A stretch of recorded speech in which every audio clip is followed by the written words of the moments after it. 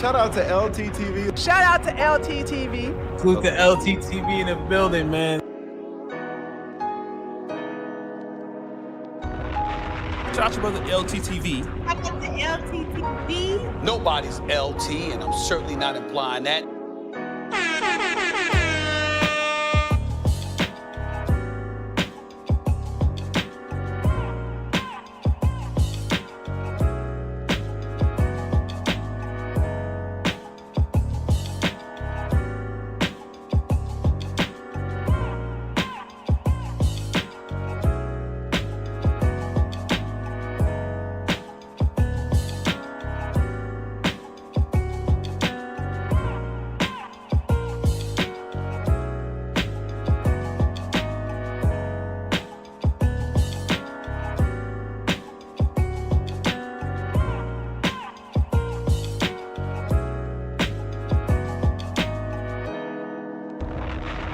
Shout out to LTTV. Shout out to LTTV. Salute the LTTV in the building, man.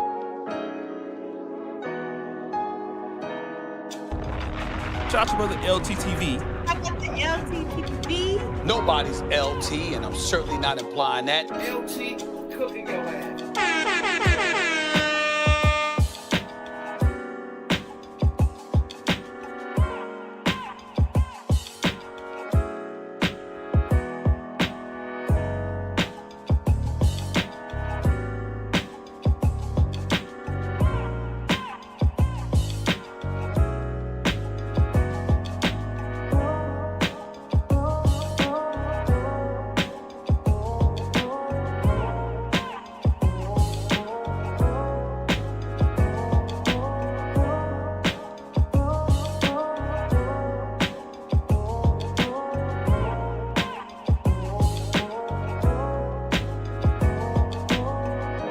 LTTV, whoever his channel name is called. I'm sorry for being the dusty. How about that?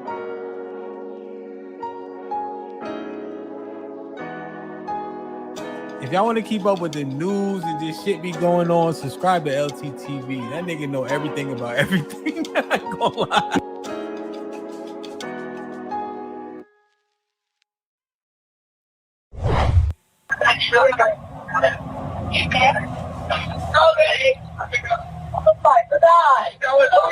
Detail assistance, Vicky speaking. How can I help you? Hey, we're at the west tip of Horn, and our bilge pump stopped working. We're sinking. Can y'all please come? We have a membership. All right, of course. How far is the work coming up, sir? Can you give me a description? Ankles?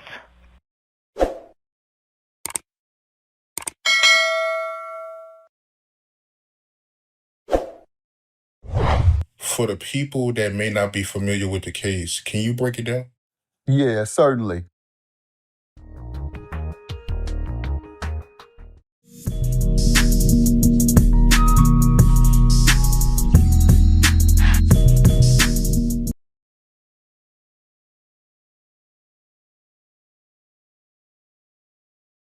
Nolan, a black man, went on a boat ride to a pretty much resort island, not necessarily, just a fun island off the coast of Mississippi. And 4 of them left and went and had fun, and only 3 returned. They then found Nolan dead. His 3 friends that he had come with in the boat had gone and left in the boat and claimed that Nolan stayed.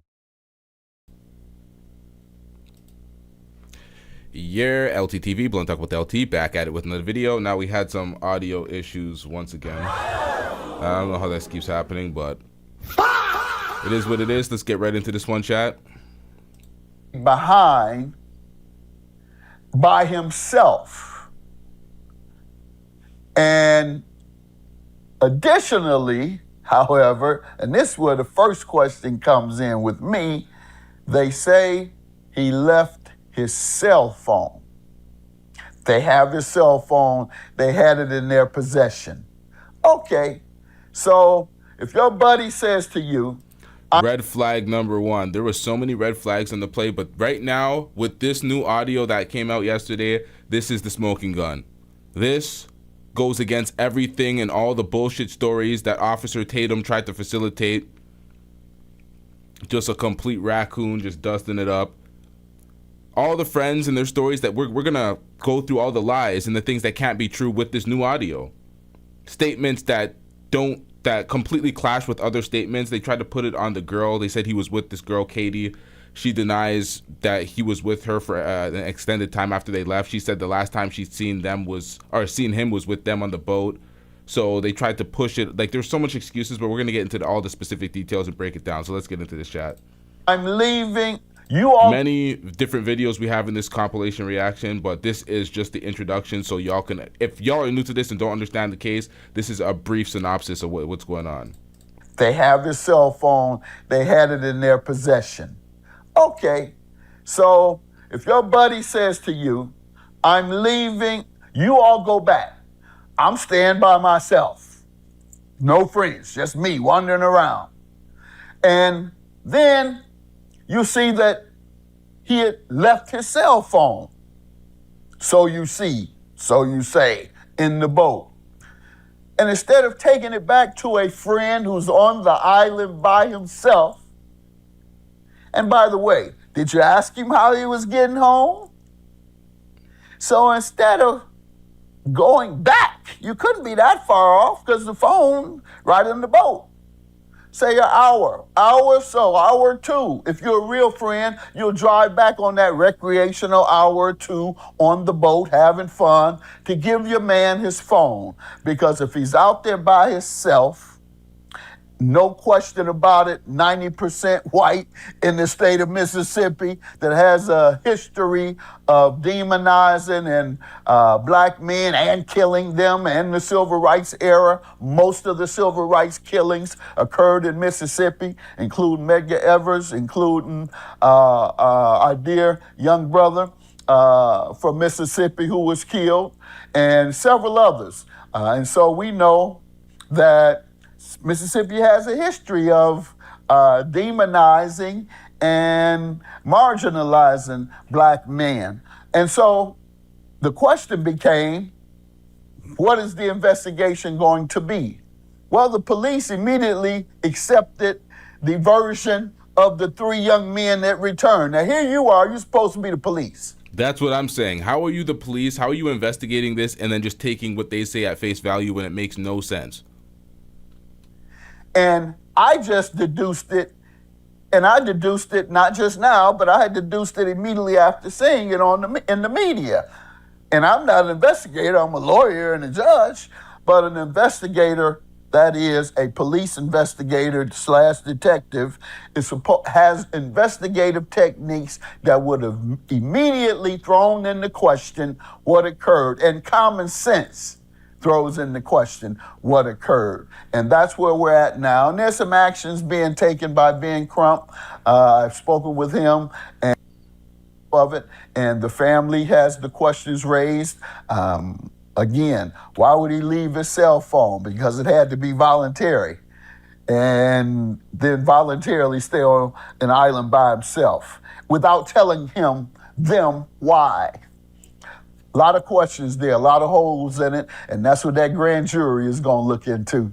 Yeah, they tried to use the excuse of he was staying with this girl named Katie, who then said the last time she'd seen him was on the boat with the friends. So basically trying to say he was just chasing some pussy or something. That's why he was there, and he was willing to leave his friends, although that was the ride that he got to the island. But he was willing to leave without his phone. Who in the right mind in this day and age is leaving anywhere, especially on another island, without their phone? That doesn't sound correct at all. And then with this call ruined all their lives, because then it hears them in distress calling for his name while he's pretty much like passed away or passing away. They can't hide that. That was at the beginning of the call. That dispatcher call, that's the smoking gun right now. That's the good news. Yeah, that definitely. So that's good news. There's a reasonable suspicion that a crime has been committed. When you go to the grand jury, the prosecutor presents all the evidence that they have to explain to the grand jury the case they're looking into, and 90% of the time, or over 90% of the time, the prosecutor comes back with an indictment because grand juries only hear one side. So they're only going to hear the side of the prosecutor. So the question becomes, is the prosecutor going to do a thorough investigation and presentation to the grand jury? Because if they miss some parts of the evidence that is necessary, then the grand jury has nothing to consider. But if, as it has been in most cases, it goes where the grand jury charge has been made, it's going to go to an indictment. And then all evidence will be seen on all sides. What I don't like about grand juries is if the defense don't get a chance to present their case to the grand jury. It's only the prosecutor. Prosecutor says, we have this, that, and the other evidence, begins talking, brings people in to interview them during the grand jury process, and then they determine whether there's probable cause to believe that a crime was committed. Probable cause means more likely than not. Reasonable suspicion means there may have been a crime, and so we have to look into it. Probable cause means we believe there was a crime, more likely than not. Yeah, but when the prosecution is bringing the charges to the district attorney, there would be no defense at that point because they have to go through the process to formally charge the person. So they have to bring enough probable cause to be like, this charge is going to land. But you don't have a defense attorney until you're charged and you're hiring your lawyer. You're not sitting at home thinking like that. I don't understand how the defense would possibly. I think he's just saying he doesn't like the process. I don't think he's thinking that it's possible for them to defend it. So let's get back into this. So that's where we're at with it. And correct me if I'm wrong, but Nolan's mom, she said that his phone was scrubbed, right? Yes. That's foul. The mother said.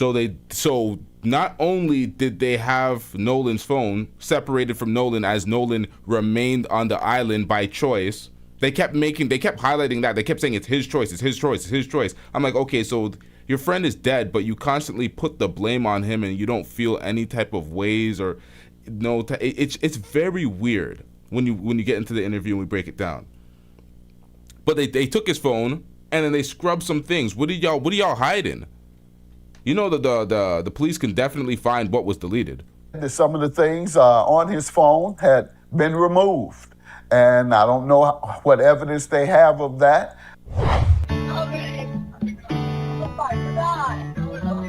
Detail assistance, Vicky speaking. How can I help you? Of course. How far is the word coming up, sir?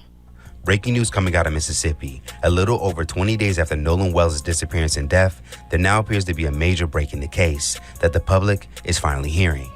Yesterday, we would release an extended version of the audio call his friends would make to the sea tow company when they alleged they were having issues with their boat and was sinking. Okay, How many adults on board? There's 0 adults on board. There's nobody on board the boat? No. Nobody right. here is over the age of 21. Sir, that was not the question. Now, this version we shared originally obtained by TMZ would only capture when you first hear the driver of the boat speak with the operator. Now, late Saturday night, local outlet WLOX would go on to release a completely unedited version of the call provided by the Mississippi Department of Maritime Resources. And in the first few seconds appears for some that not only Wells was on the boat with his friends when they left Horn Island, that he also appeared to have passed away amongst them. At the top of the call, while hold music played, you can hear panic from an unidentified young woman who appears to say Nolan, followed by, "Oh my God." Now, as the driver of the boat tries to explain the situation regarding the boat itself, you would then hear a male voice in the background seemingly yell, "Wake up, wake the F up."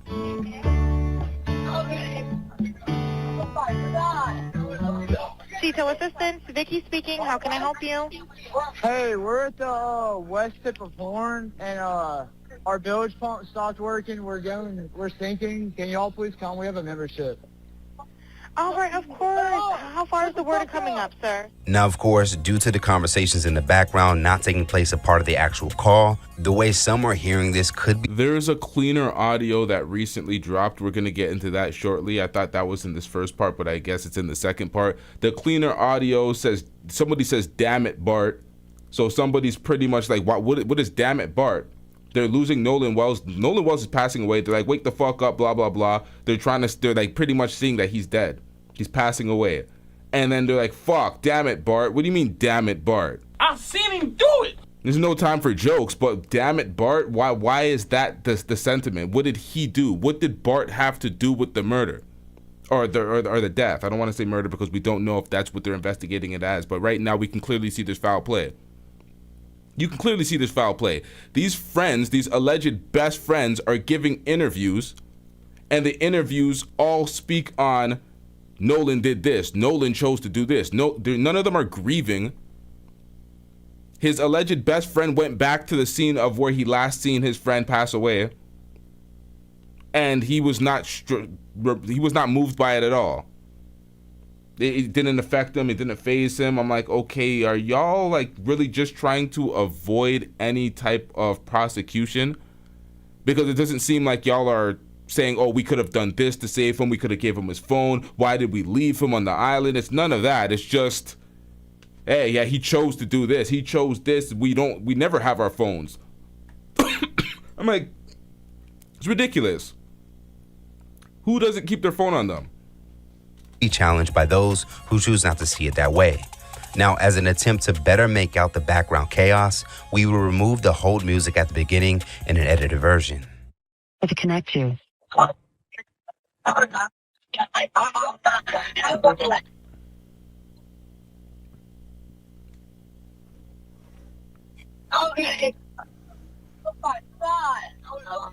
Cito Assistant, Vicky speaking. How can I help you?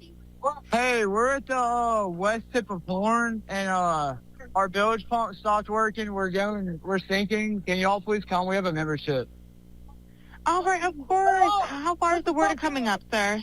Now, to note, we as well personally can't help but to hear what many are now picking up, as well as potential's final moments, now that this version of the tow call has been released.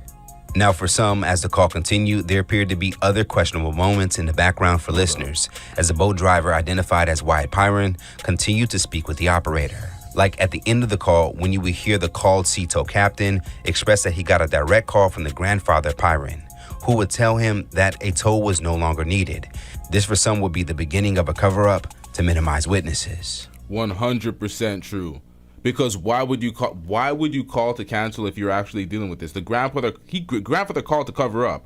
So there's more people that are involved in this. They're acting like, oh, these kids are in it on themselves and it was just an accident and blah blah blah. No, the grandfather knowingly covered this up. Hi, Captain Seth. This is Vicky from International. How you doing today? Doing good. How are you? Good, good. I apologize ahead of time. I really do. You're going to have a fee-for-service come up under Jerry. Okay. It sounds like a bunch of kids on board on Horn Island. He's letting me know that his father's a member, but he can't give me any information. And he's saying the boat is sinking, and he's on Horn Island. It's just unfortunate. He's just a kid. There's a lot going on. So right. He said there's about a lot of people on board. He says he thinks about 7. I'm guessing they're all under 18. Okay. And I'm not trying to be rude. He wants you guys to go out there and unpump the boat and then tow it in. Do you know what kind of boat it is? He said a Triton 24-footer, but that's all he can give me. Okay. All right. Yeah, I just actually got off the phone with his grandpa, who I'm guessing is the owner of the boat. And he said that Jerry. Yeah, he said, okay. I just hung up with him. He said that they don't need any help right now, but if something changes, he'll call me back. So I'm guessing that they may have figured it out, because that's what he said. So they're in a panic and their boat won't crank. Yeah, so Wyatt calls, this dude right here, he calls in a panic, the boat's sinking. The boat is sinking. They ask how many adults are there any adults on board? Bro said nobody's over the age of 21. It's like, they asked if any adults are on board. Why did you specifically say nobody's over the age of 21? Are you that drunk that you were just like, that was just a slip? Nobody's the legal age of drinking. But y'all drinking anyway, drunk as fuck on the boat that's sinking. You realize that, oh, you fucked up. this could be a potential crime scene if the police get here or any witnesses see what's going on. So let's minimize this. The grandfather called, covered the shit up. How much information did he know? They better be tapping these motherfucking phones. We're in a panic. Since the beginning of this case, many have questioned Wells' friend's story, as many things appeared inconsistent throughout, and those online will call out the entire situation as being a cover-up of the death of another black teen in Mississippi. No, this is only the first part of the audio. There's a second part of the audio. So what happens next? Given that this call is now officially 22 days old, we're certain the local officials and investigators have examined it by now. And given that agencies like the FBI are involved, we can also be certain that they have the resources to completely clean distorted audio with specialized forensic audio tools that can isolate speech. Now, according to reports, the FBI has perfected this ability since the 1960s as a way to improve distorted speech from wiretaps, 911 calls, and covert body wires. Now, when what we unveiled is the case, and we all have now witnessed that Nolan was back on the boat that day where he potentially lost his life, many individuals can now face consequences, like all of his friends who were on the boat that never gave Wells' family and authorities the truth and potentially helped get rid of his body. The stepmother of Warren Hudson, Judge Ashley Cole, who would push potential false statements. The grandfather, Wyatt Pyron, who looks to have helped his grandson avoid serious consequences. The adults who supplied the teen. Yeah, and the judge issued a statement speaking about the process, like we're not familiar with the process. But I'm like, if he's saying she said false statements, I'm not aware of the false statements. I want to hear the false statements that the judge issued, because I don't know how deep this cover-up goes, but it seems like everybody's trying to shove this under the rug. With alcohol, causing them to potentially make terrible decisions that day, and local law enforcement for failing to aggressively move forward on making arrests when there were signs early on, like Exhibit A, picture of Nolan and his underage friends drinking. And picture of Nolan and his underage friends drinking. They all went on a trip. He doesn't come back, but these same underage friends called in a problematic boat, canceled it from the grandfather, also came back in that very same boat with Nolan's phone. So when they're trying to look for Nolan, nobody's like, oh, let's just call Nolan's phone, because why? They have Nolan's phone. Why the fuck you niggas got Nolan's phone if Nolan decided upon himself to stay at the island with some woman or some girl that he was with? But he left his phone? How is he supposed, like, that makes no sense. He's supposed to coordinate some sort of ride back, but y'all were his ride there, but he doesn't have his phone, and y'all have his phone, but he shows up dead? Yeah, something's weird. Or how are the cops not investigating that? Bunch of underage teenagers drinking. What are they, like 18, 19? Specifically for Sheriff John Ledbetter for expressing he didn't see any signs of foul play before an autopsy was even conducted. This recent update not only could highlight criminal bias, but also media bias, because this part right here, it's not a super chat, but this is very important and relevant to the case if this is true. You're saying that he's 21. Bart is 21. They said that nobody on the boat was over the age of 21. They were hiding Bart's presence. That's what's been going on. These folks that are coming out and interviewing, it seems very scripted. Everybody's all of a sudden Nolan's best friend, and they're leaving Bart out of the picture. But the audio involves Bart directly, so he's gonna have to explain that to the authorities. Again, this audio is over 20 days old, but for some reason, none of the major outlets played it in its entirety, which would have captured the slurred speech by Pyron, the boat's driver, thus potentially incriminating him of boating under the influence, which again is against maritime law, as well as capturing him stating that none of the occupants of the boat were over 21 years old, the legal drinking age in Mississippi. Shout out to Call Obsidian Plays with the 1 gifted membership, and shout out to Jay the Informant for receiving that 1 gifted membership.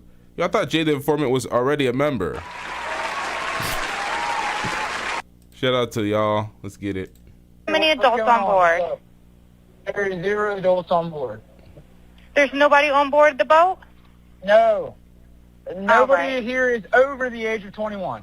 Sir, that was not the question. That was not the question. The question was were there adults on the boat, which means 18 plus. You conveniently said nobody here is over the age of 21, trying to exclude Bart from the official record, although the audio prior says, damn it, Bart. So Bart was present. Thursday, Mississippi District Attorney Angel Miles McIlrath would speak out about the case and would defend the pace of the investigation as it would now be presented to a grand jury when it's complete. When the public asks, what about this, or have they looked at that, or did they think about this? The answer is yes. Those are the same questions investigators ask. The difference is that we can't publicly discuss the evidence, the interviews, or what those efforts have uncovered while the investigation is underway. The case of Nolan Wells has now hit another level of discussion after leaked official audio of his friends, who some consider were not his friends, emergency call to a boat tow company will begin circulating online.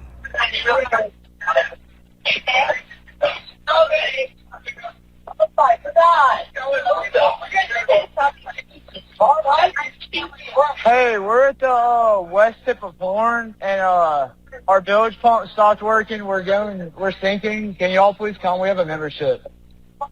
Shut the fuck up! Damn it, Bart. Now, what you hear that? We're sinking. Can you all please come? We have a membership. Shut the fuck up! Damn it, Bart. That right there is, oh shit, I don't know when the hell I pressed that. My bad, chat. That right there is extremely damning. There's no escaping that. They're saying, Nolan, Nolan. They're screaming in the back, wake the fuck up. And then they hear, damn it, Bart. It's working. We're sinking. Can you all please come? We have a membership. Shut the fuck up! Wake the fuck up. Shut the fuck up. Damn it, Bart. Now, what was shocked listeners from the recorded audio was the commotion taking place in the background as the boat's driver, identified as Wyatt Pyron, spoke with the operator of Sea Tow while allegedly struggling with the boat. As reported, along with others, we appear to hear the word dead be used, along with something that sounds like Nolan, followed by a cry out of, oh my God, by a female passenger. Then a male voice saying, wake the F up or shut the F up.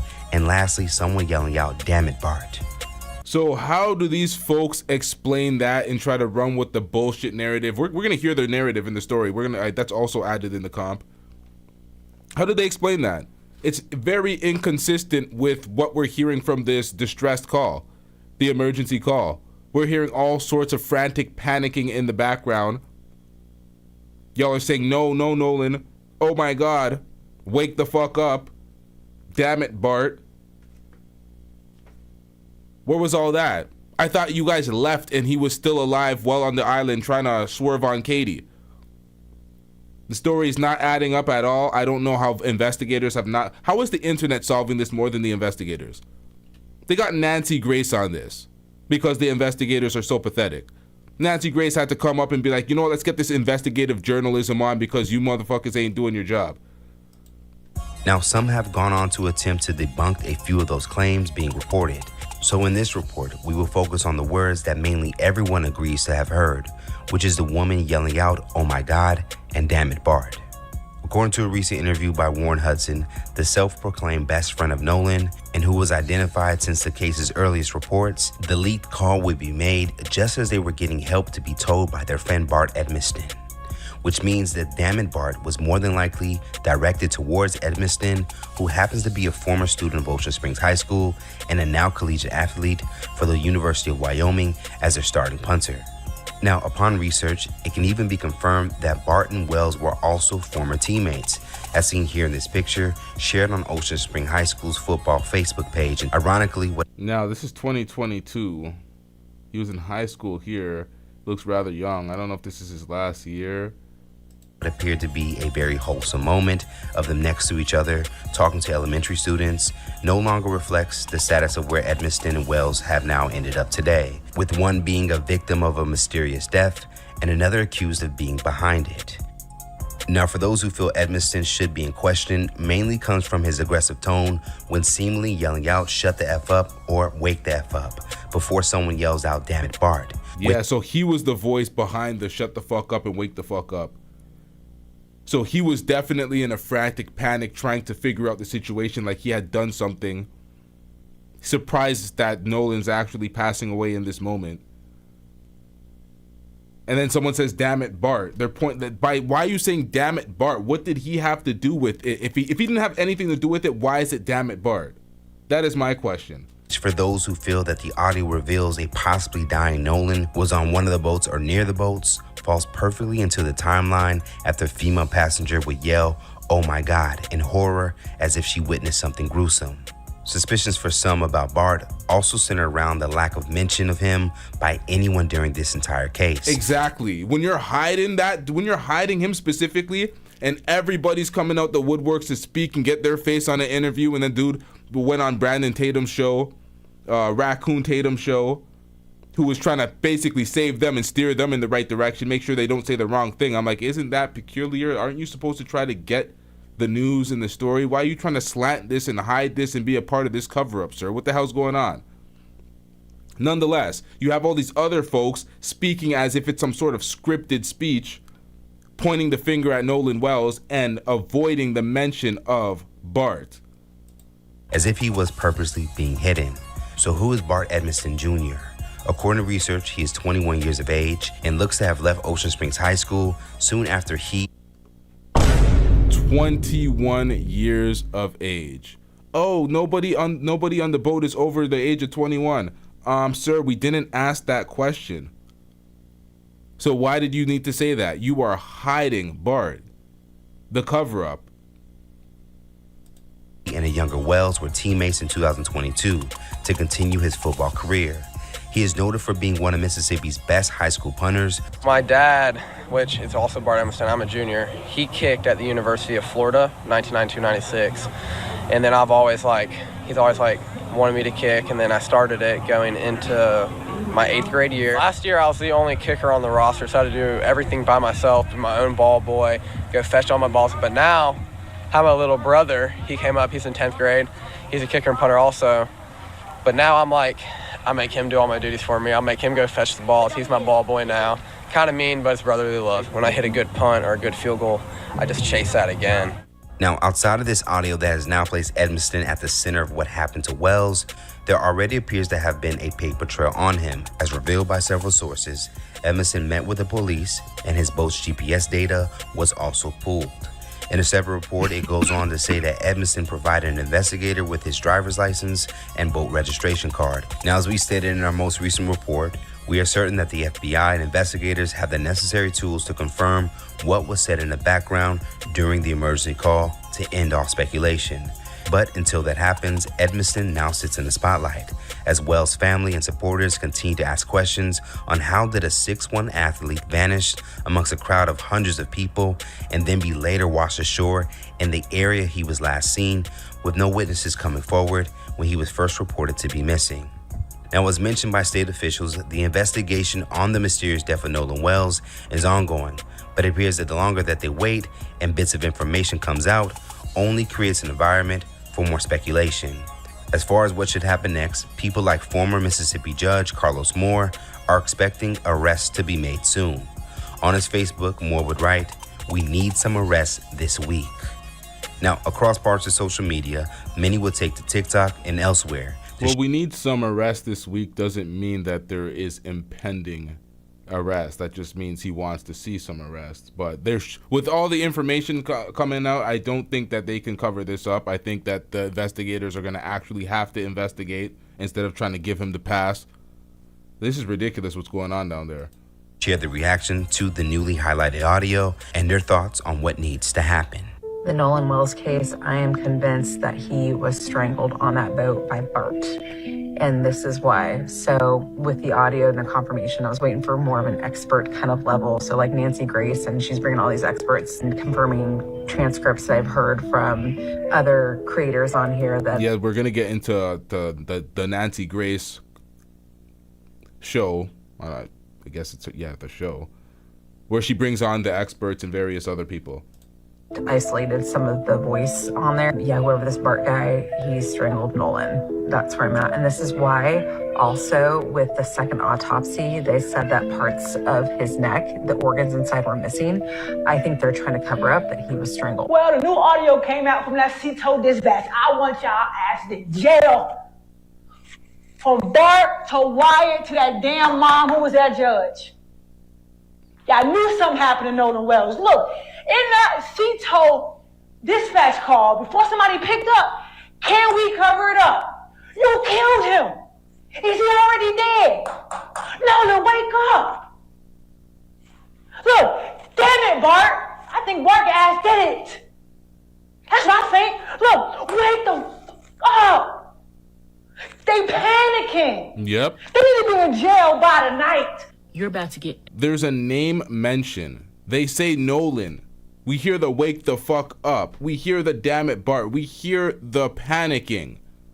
There's no way that their story is consistent and congruent with what we're seeing from these, or what we're hearing from the audio. Everything that's coming to you. But what's getting me is the fact that why is the internet solving this case before the sheriff's office? Because these motherfuckers is covering it up. They've decided off rip. If there wasn't a media uproar, and not like legacy media, like social media uproar from the black community, I don't think this shit would have been investigated the way it's being investigated now. Sadly. That's what gets me. Y'all were so quick to declare that there was no foul play. Just an accident. And look what we're turning up here.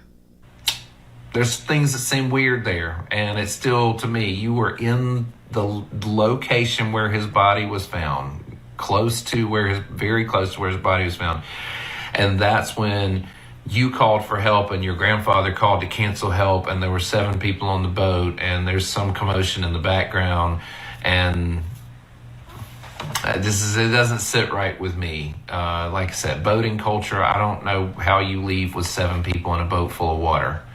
And I also don't know how you leave with 7 people and not a boat full of water and end up not going very far, because they were still right off the west tip, and having a boat full of water. I need somebody to explain to me how that happened in calm seas with a boat that was operational when you loaded it. To note, Wells will be found 2 days later in the same part of the island where these now boats would depart from, adding to more coincidences that point out a cover-up for some. It's just not something people do. People aren't on their phones, and everybody has their phone, yes, but it's always on the boat. No one's getting off the boat with their phone. And so you guys get ready to leave out. So everybody's gonna leave their phone on a boat at Horn Island, and you said there's thousands of people at this island, hundreds, or like basically 1,000 people at this island. Everyone's just leaving their phone. Who does that? There, getting towed out. Yeah. And then where's Nolan in this situation? Well, the last time I saw Nolan was 3 o'clock, and Nolan was cradling a girl in his arms, Katie. Katie. And Katie, Nolan was sitting there, and the last time I saw him, I looked at Nolan, and Nolan was like shaking his head, laughing, and I was like, dude, you crazy. I was like just joking with him. And, but anyway, Nolan, that was the last time I laid eyes on him. But when we were leaving, obviously, no one is getting left at the island that came with us unless they demanded to, be there and asked, this is a very common thing at Horn Island. When you're out there, a lot of people ride out there with someone and in with somebody else all the time. I've done that 100 times. So he literally goes from nobody's leaving. Let me get the exact same phrase, because it's literally 20 seconds ago. See, no one is getting left at the island that came with us. There we go. Nobody's getting left at the island that came with us. And then he switches to, unless they want to. And then, no, it's normal. It's very normal. It's routine that this generally happens. So what is the first statement? What's the point of that first statement? It becomes redundant. It becomes like, what are you doing? Unless they demanded to, be there and asked, this is a very common thing at Horn Island, when you're out there, a lot of people ride out there with someone and in with somebody else all the time. I've done that 100 times. Did you leave your phone in the boat that you rode in on? Did your friends leave you and take your phone and scrub some things in your phone? You know, it's a very common thing, but Nolan was sitting by the boat with that Katie girl, and my buddy yelled for Nolan, get on the boat. We're leaving. The boat's having issues. And like, no, he didn't say that, but he was panicking. Nolan, get the F on the boat. Get on the boat. And Nolan said, no, I'm staying out here. I'm going to ride in with somebody else. And it's not uncommon to hear, but it's not like my buddy asked him one time. My buddy asked Nolan multiple times to get on the boat. Nolan, get on the boat. Get on the boat. We're leaving. If you're coming, you got to come now. And Nolan made a decision to stay out on the island. And like he said, you know. How many people heard that? You hear this? This doesn't sound like a grieving best friend. This doesn't sound like, oh man, he was telling him to come back. I should have done more. I don't know what could have happened to him at the island. I could have done more. I could have saved my friend. I could have, nope, just, yeah, he kept telling him, he's saying, get the fuck on the boat. Nolan made his own choice. He was with this girl, his choice, pointing the finger, just making sure that they have no involvement in the outcome of what happened to Nolan Wells. Just, it was his choice, his choice, his choice.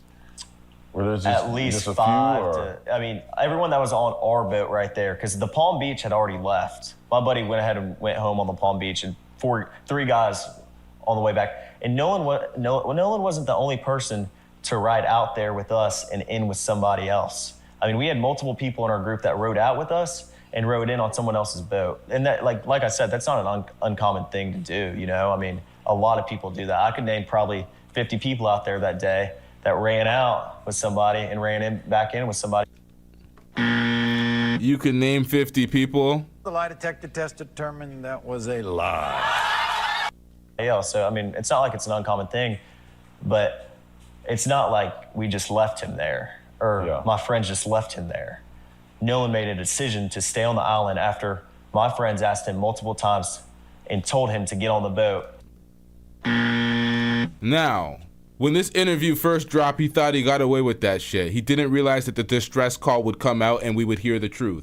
After hearing the audio from what really happened, this aged like milk. This is an absolute dog shit ass excuse, bruh. We heard y'all panicking as he was fading away dying, and someone's like, damn it, Bart. It's not consistent with this fairy tale that you're making up here. Oh, he was hugged up with some girl. He was trying to say. Katie said the last time she's seen him was with y'all. Once again, inconsistent. Officers, where y'all at, man? Where the fuck y'all at? FBI, open up! And he decided to stay. And I heard the girl that he was with, Katie, had text somebody that she heard people yelling for Nolan to get on it. Is that true? And I have a picture of that. She texted my buddy, and the next day, everybody was panicking, and everybody's texting Katie, you know, because she was obviously seen with Nolan the whole day at the island.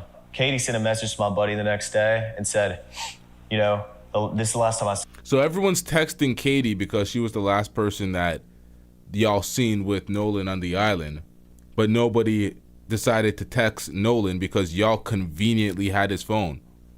Why don't y'all explain that? Why don't y'all explain that y'all had his phone and he was left at the island? Why? Because everyone's phone was in there and nobody has their phone on them, but you're able to text and call everyone related to that incident, everybody that was at the island, everybody has their phone. You're reaching out to X, Y, and Z, but one person, the person that ends up dead, doesn't have their phone.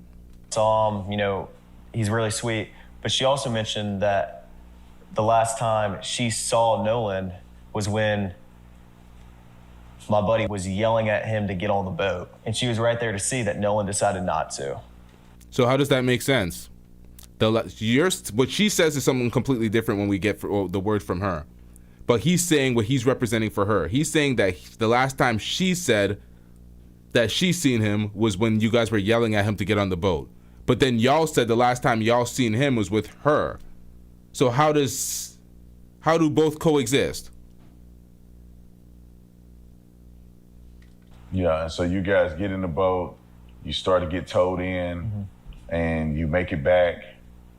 Now, explain how did you get to the point where you were concerned about Nolan? Because obviously you said, "Hey, Nolan, y'all need to," or somebody, not When you, did I get but to that point? you guys had made mention Nolan needed to get on a boat. Yeah. He didn't. Yeah. You guys get back to wherever you're going. Right. Explain that. Did you guys go back to somebody's house, or you guys like what happened there?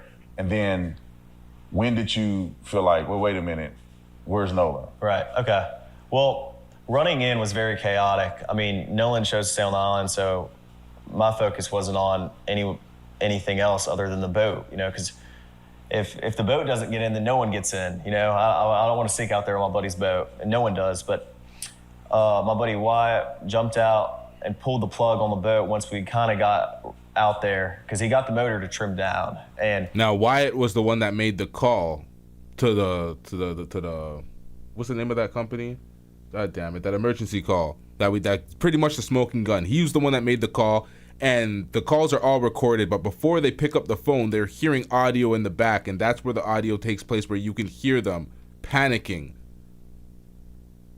The motor trimmed down, my buddy Wyatt pulled the plug, and we planed off. We moved all the way to the front of the boat so we could plane off, and eventually we planed off, and the boat was running. So when you're planed off and you have water in the boat and you're hauling, you know, we're going pretty fast. We're going probably 40, 42 miles an hour. And so all that excess water that was built up in the boat is coming out of the boat. So, I mean, that's what we had to do. So we ran into Fort Bayou, and we didn't just run straight to my buddy's grandparents' house. We ran into Fort Bayou. A couple of us jumped in the water, and Wyatt, like, the whole reason for the stop was so Wyatt could hop in and put the plug back in the boat. So then after that, we went and docked it, and I went back to my buddy's house, and we ate and, napped for a little bit. It was a long day at the island, so, we were all tired. And eventually we go over to a girlfriend of mine. She was having people over for 4th of July. We were doing like fireworks and stuff. So we all went over there to swim and, hang out. And this infamous picture that I've seen online of Nolan in the water in the swimming pool. Yeah.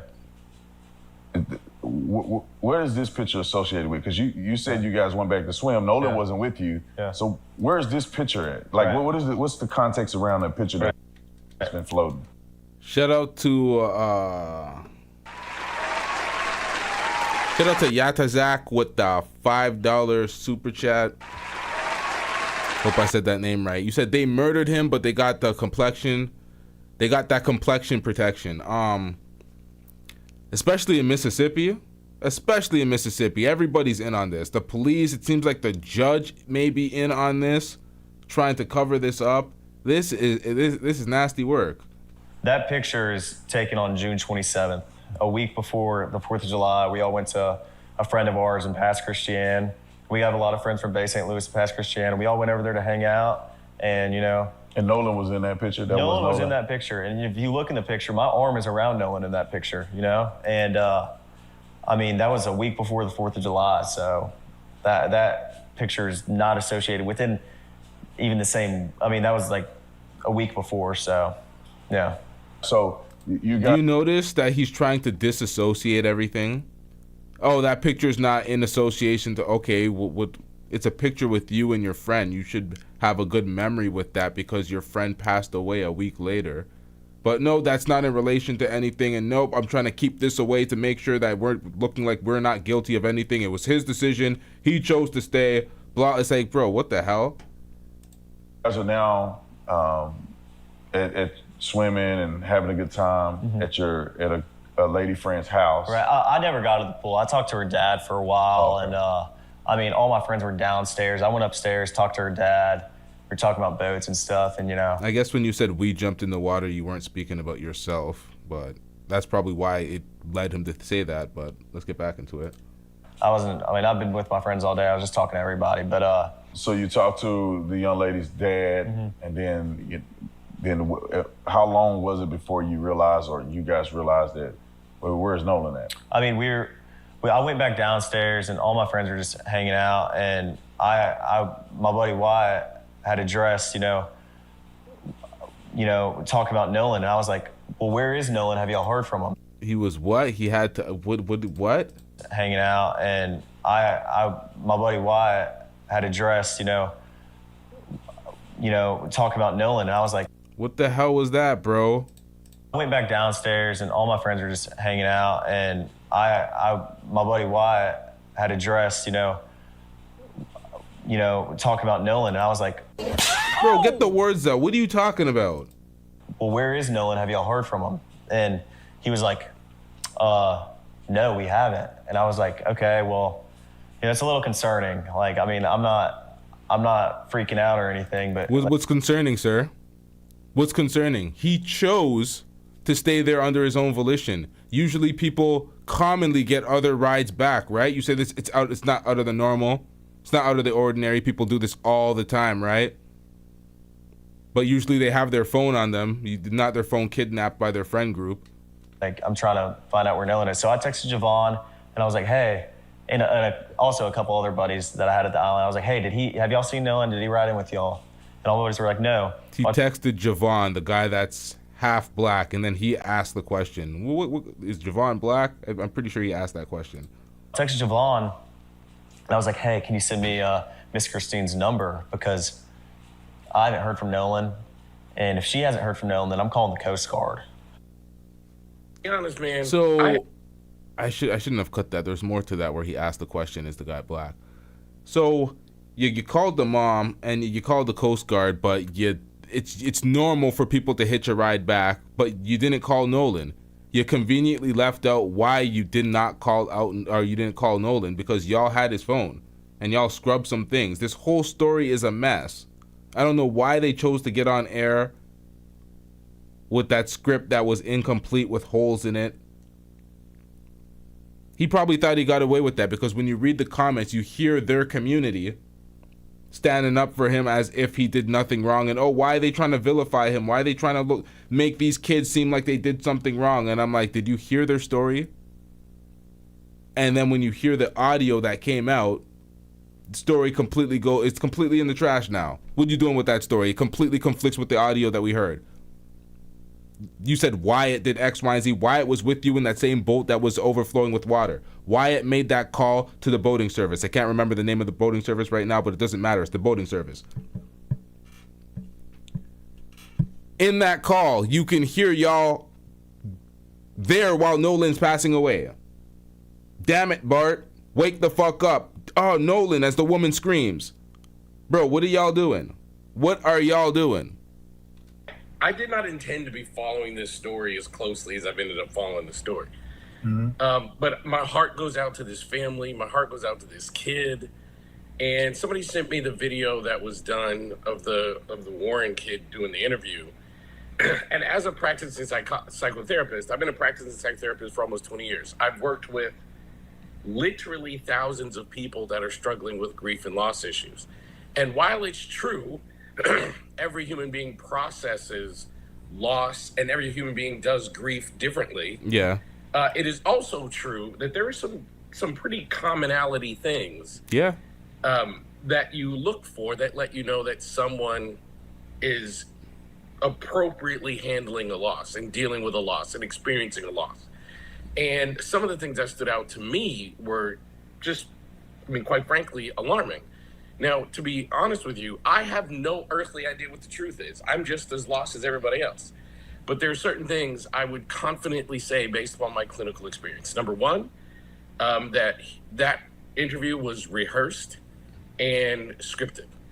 And you could tell.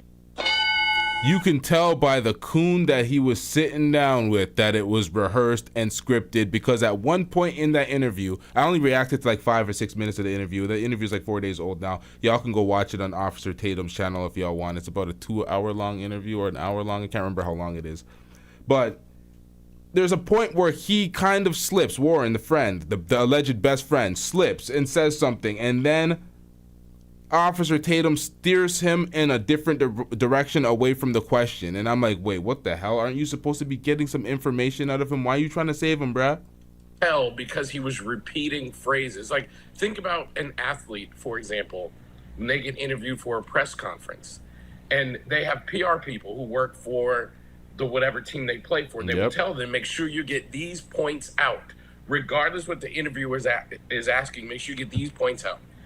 It was clear to me that he had been coached to say how close he was to Nolan, because he repeatedly referred to Nolan as my brother. And best friend. And best friend. It was like the theme he was trying to get out. Nolan and I are very, very close. It was also very clear to me that he had been coached to explain the damage to the boat, because he had like extraordinary level of detail about that boat. And if you think back to when you were 18, when I had a car, my first car when I was 18, the car broke down, and like if someone said, what happened to your car? I don't know, the thing broke. But he was like, the bilge was doing this and doing this and doing this. Like, so that stood out to me. The other thing that stood out to me was the absolute absence of emotion, which again, everybody does grief differently, but to lose someone that you have repeatedly referred to as your best friend and brother, to lose someone like that just 2 weeks ago, the funeral that you did not attend was just 2 days prior.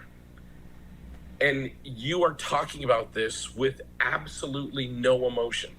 Now, there was absolutely no emotion, and everything he says I agree with, except the funeral point, because I was hearing conflicting reports about the funeral. I've seen in a report, I've read in a report that they weren't able to attend the funeral. For some reason or somehow, some way, those friends weren't able to attend the funeral. I don't know how they weren't able to attend the funeral, but that's what I read in the article. That is absolutely weird. Now, when I talk about emotion, people need to really understand what I mean. And I'm talking about any emotion.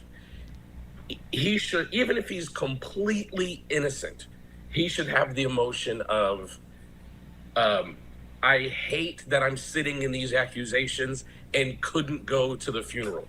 My best friend and brother was buried yesterday, and I didn't want to make it uncomfortable for the family, so I didn't go to the funeral, and I'm broken up about it. He did not say that. He did not say, I'm missing him. And if you think about the level of loss, it's not just losing my best friend and brother. He was very clear. We went to elementary school, middle school, high school together, and even in our first year of college, we continue to talk. So it's not just losing a friend, it's losing someone that's a part of your daily life. So he should have said things like, man, I wake up and I look. And you went to Horn Island together. Y'all went to the island together. It's not like he was just a friend that you knew growing up and he was at the city. Y'all went together. Y'all were still actively friends in the moment. So he was your friend for years and you were friends in that moment. And that's what happens when he passes. The reason why there's a lack of grief, a lack of sadness and everything is because he's trying to protect himself and the friends around them. They're trying to make sure that they're not being prosecuted. So they're making sure they point all the fingers in another direction before they can even get to the grief. To my phone expecting a text from him and I haven't gotten that text. Like, that's how you experience loss. He didn't say any of that, which of course is very, very unusual. And maybe the biggest tell, the most concerning thing, I shouldn't call it tell, because I honestly, I don't know what this person is guilty of, but I would bet a lot of money that he's hiding something. He knows. They are all hiding Bart. For some reason, I don't know if Bart himself is guilty of doing something. There's clearly some foul play at hand. We don't know who did what and what did, but we know that something's fishy. Something that he's been coached not to say. Maybe there was an accidental death and they don't want him talking about it. Maybe, who knows what, but something he's hiding. And I would bet my clinical professionhood on the fact that he's hiding something. And the most alarming thing was, the interview was released in segments. And one of the segments, the interviewer, whose name I don't want to say because I don't support the person, but right. The interviewer brought this person to the actual coast, to the actual island, which at minimum is the last place he saw his best friend. At minimum. At maximum, the place where he witnessed some sort of action or even participated in some sort of action that led to his death. And you went to that exact same spot and you were not triggered in any way, shape, or form. Yeah, there's no trauma related to that location whatsoever. Your best friend. You're trying to convince us he's your best friend, and he passed away there. And it's just another day, another Tuesday for you at the motherfucking beach. Like, what the hell? Yeah, let's get these likes up, chat. Let's get these likes up. That is psychologically incredibly unusual. To go back to the scene where the last place you saw your best friend, that is absolutely unusual. And I cannot tell you, that just speaking as a clinician, I cannot tell you how many times you do therapy with someone and the parents of a lost child say things like, I can't go into my child's room. They'll say something like, it's been 2 years, I haven't even touched the room. A sibling will say, I haven't gone into my sibling's room. No one has touched the car. They say these things because I know people that, like, they've lost somebody in a car accident and they no longer will drive on the road because they don't want to drive past the place where their loved one was deceased. And 2 weeks after... Speed said he will not come to Canada because his grandfather was killed by a Canadian. That's what iShow Speed says. Losing this person, you are standing at the spot which at minimum is the last place you saw your best friend. That is psychologically very, very odd. And then the last thing I'll say, and then I'll shut up because I'm probably talking too much. But the last you valid. You know, you're on point. The last thing I'll say is, if you watch that interview, and I watched everything everything I get my hands on. Maybe there's stuff I missed, but I watch everything I get my hands on.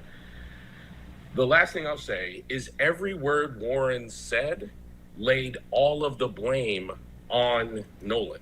Thank you. For example, he said Nolan was drinking. He didn't say we were drinking. I missed that part. I missed that part because I was so focused on him pointing the finger at Nolan for staying and saying it was his fault. Pretty much saying that we tried to make him leave. He was being yelled at to leave and he refused to leave because he was with Katie.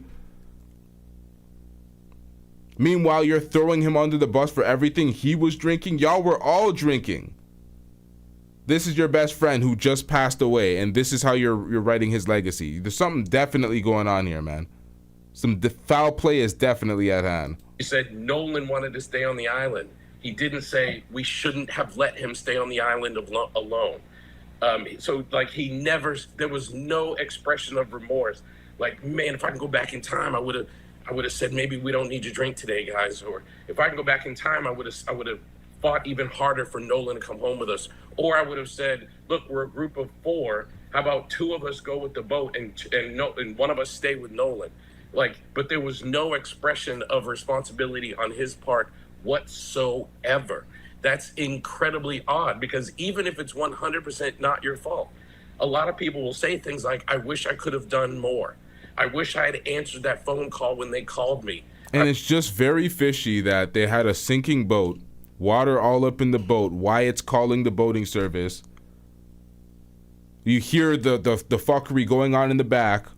They have their grandfather cancel the call, so your grandfather's complicit in this shit.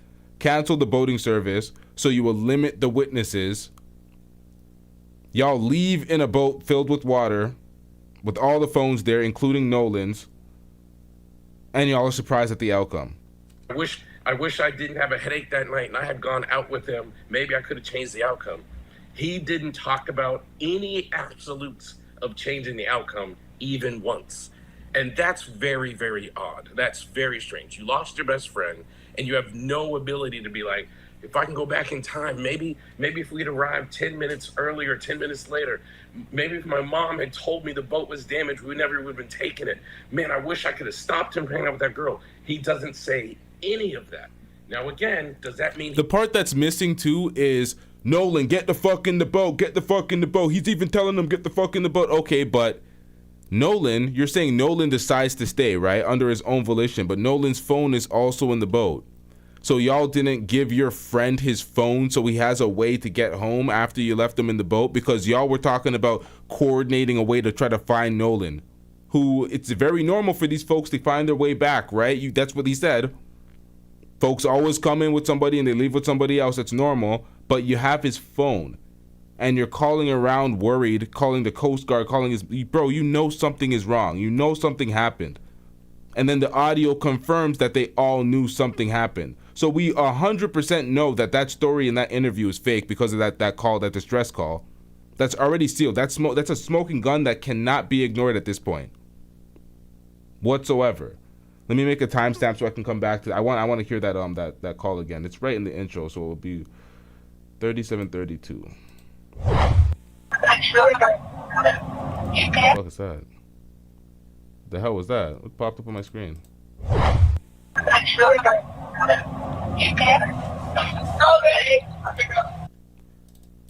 My bad, chat. I'm in the way of the words, and I need this to be seen so we can put this into perspective as we discuss this. I know we've played this a bunch of times in the stream, but it's important.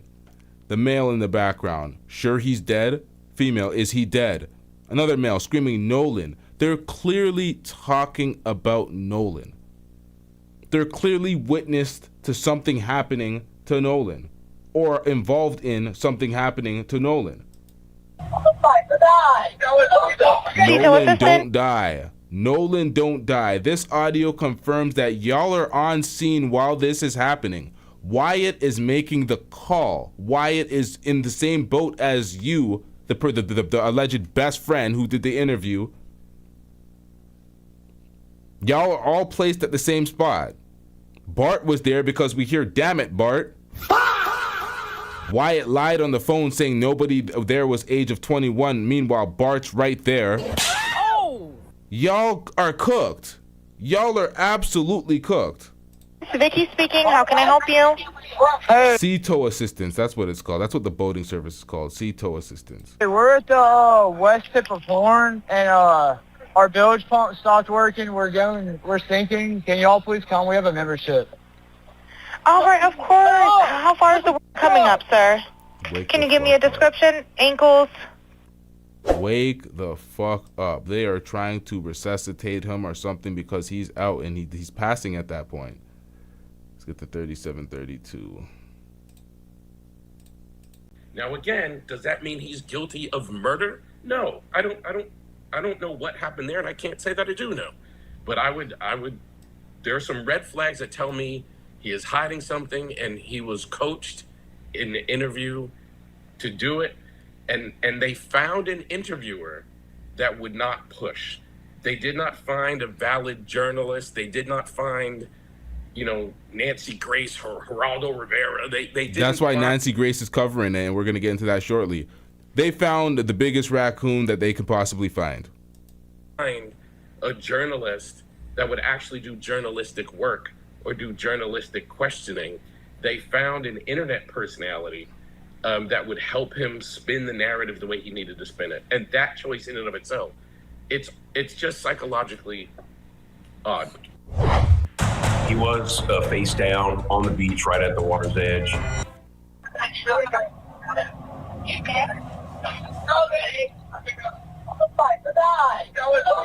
Detail assistance, Vicky speaking. How can I help you?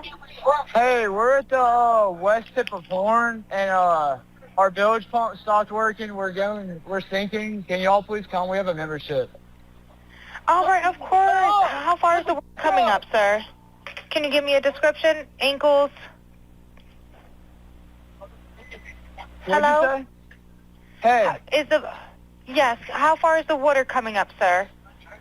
It's coming up. We're just sinking. I don't know. Like we're going down now. What did we just hear? What was that? One more time, please.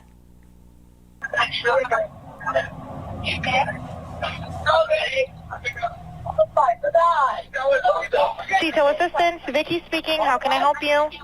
Hey, we're at the west tip of Horn, and our bilge pump stopped working. We're sinking. Can y'all please come? We have a membership. All right, of course. How far is the work coming up, sir? Can you give me a description? Ankles?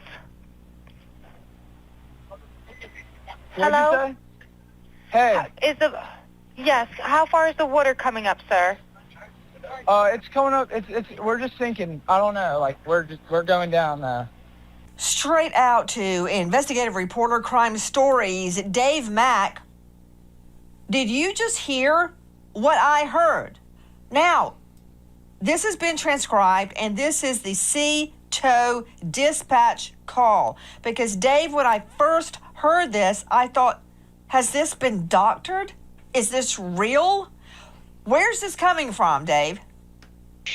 Nancy, this is coming from from Mississippi, from the actual official. Okay, when we get into the Mississippi Fish and Wildlife and at the reserve putting this out for the public, this is not like from Dave Mack's recording. This is an official recording, Nancy, that is being. Yep, this has not been doctored. This is an official recording. Issued, and it's shocking when you listen to this call for a tow, for the CTO. Going further into it, Nancy, you're picking apart all of the different voices that can be heard on this one phone call, trying to determine what is really taking place on this boat that is allegedly sitting in 31 feet of water, a depth of 31 feet. And a bilge pump not working, claiming they're sinking, and calling for help. And yet, in the background, are we really hearing all of this other activity? Guys, we heard it all. We heard it all, and this is what makes it even more damning that they canceled that boating service, because the grandfather called, said he was the owner of the boat and it's all good, and they canceled the service to limit the witnesses and whatever happened, or to change the outcome of what happened at the incident. So that is horrible. The grandfather's in on it. He's completely complicit. They completely covered this up. The audio shows that all their interviews is absolute horseshit. Released from the MDMR, the Mississippi Department of Marine Resources. Alexis Tereszchuk joining us out of LA, just joining us now, Crime Stories investigative reporter as well. Alexis, the transcription, I want you to listen to it, Alexis, as we play it again. This is obtained from the Mississippi Department of Marine Resources. It's not something we just found on TikTok. Listen. Again.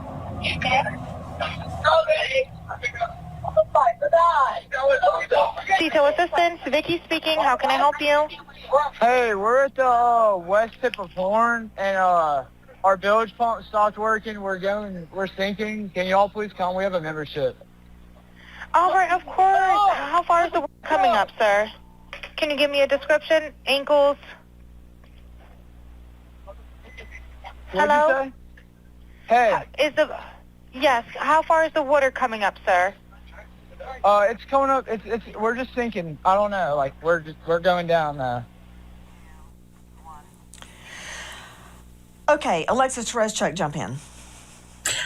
So it sounds like before the woman starts talking, the operator, everyone in the background is saying, "Is he dead? Nolan, wake the up." And so they are concerned about Nolan. They're saying, literally, is he dead? Nobody has ever, none of the kids on this boat have ever admitted that anybody said that they thought Nolan was dead. Thank you. None of them have ever admitted that they were in the presence of a dying Nolan Wells. They all said they left him there. He was good. He was cuddled up with a girl, Katie. All the bullshit. On the boat. This is the first time that we are hearing this. What is the chance that this has been doctored in some way, Alexis Tereszchuk? Because circulating on the internet was a scene where another young man was face down being attacked on the sand. That was not Nolan Wells. That's not Nolan Wells. Repeat. So yeah, but this one was clearly Nolan. You hear them speaking about Nolan. You hear the call. That call was coordinated and confirmed that was actually a real call and it was sent in. This is not. Some people love to muddy the waters. Let's just put out this fake video and act like it's in relation to Nolan Wells, so when it gets debunked, people looking like, oh, they're just reaching for things. All these fake different, I'm like, bro, y'all are just muddying the waters. Y'all are doing it purposely. Misdirections and deflections with the other things. I'm not taking into account these irrelevant videos that have nothing to do with the case. I'm listening to an actual official audio from Wyatt calling the boating service. I'm not, all these other bullshit TikTok videos they're referring to, I'm not getting into that. Kept it out of the comp because it's bullshit deflections. Let's deal with the actual facts pertaining to the case. Are bottom feeders that are fabricating evidence and circulating it, and it's whipping up all sorts of hostility. But regarding this, have you listened to it independently of any transcription? I have listened to it. I've listened to it over and over, and I've listened to the audio where it's only the sound of the boy calling in and not the operator's voice. So it takes a little bit of the distraction out, and you can just hear the voices, the one friend saying, "Is he dead?" And we are hearing somebody very worried. They're saying, "Is he dead?" Somebody, you think you might have heard them say Nolan right before that. Somebody then says, "Oh my God." So the thing is, there have been a lot of false videos. People have said there was. Listen, the FBI have mastered the art of telling if a video or audio has been doctored, manipulated, or anything. They know how to manipulate the audios themselves so they can hear and elevate certain vocals so they can hear exactly what has been said. They know how to isolate audio from other audio. They got this. Unless they're just gonna be completely biased and on some racist bullshit code, it should be settled with the FBI when they investigate this shit. There's a video where Nolan was screaming, saying, "Give me my phone back." His friend says, "No, that's me" in the video. There have been tons of AI generated videos and images and things, but this is the official audio from the organization. Okay, let's hear the audio to which you are referring. Listen.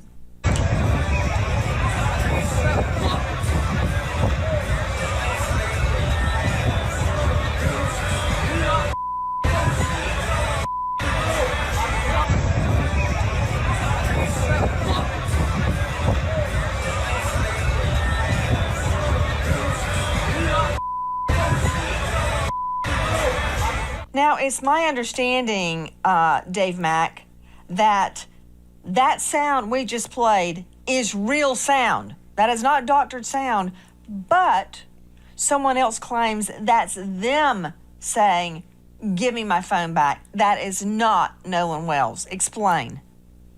Well, Nancy, what we have is some friends that were also out on the boat trip out to Horn Island that were with Nolan Wells and were friends with Nolan Wells, claim that was him, that he was the one that was saying, "Give me my phone back," that it wasn't Nolan Wells. So we've got an identification from the person who says, "I was the one saying that. It wasn't Nolan Wells." And we don't care. Let me tell you, we don't care. Once again, that's not the smoking gun audio. This is a deflection to try to disprove and win something.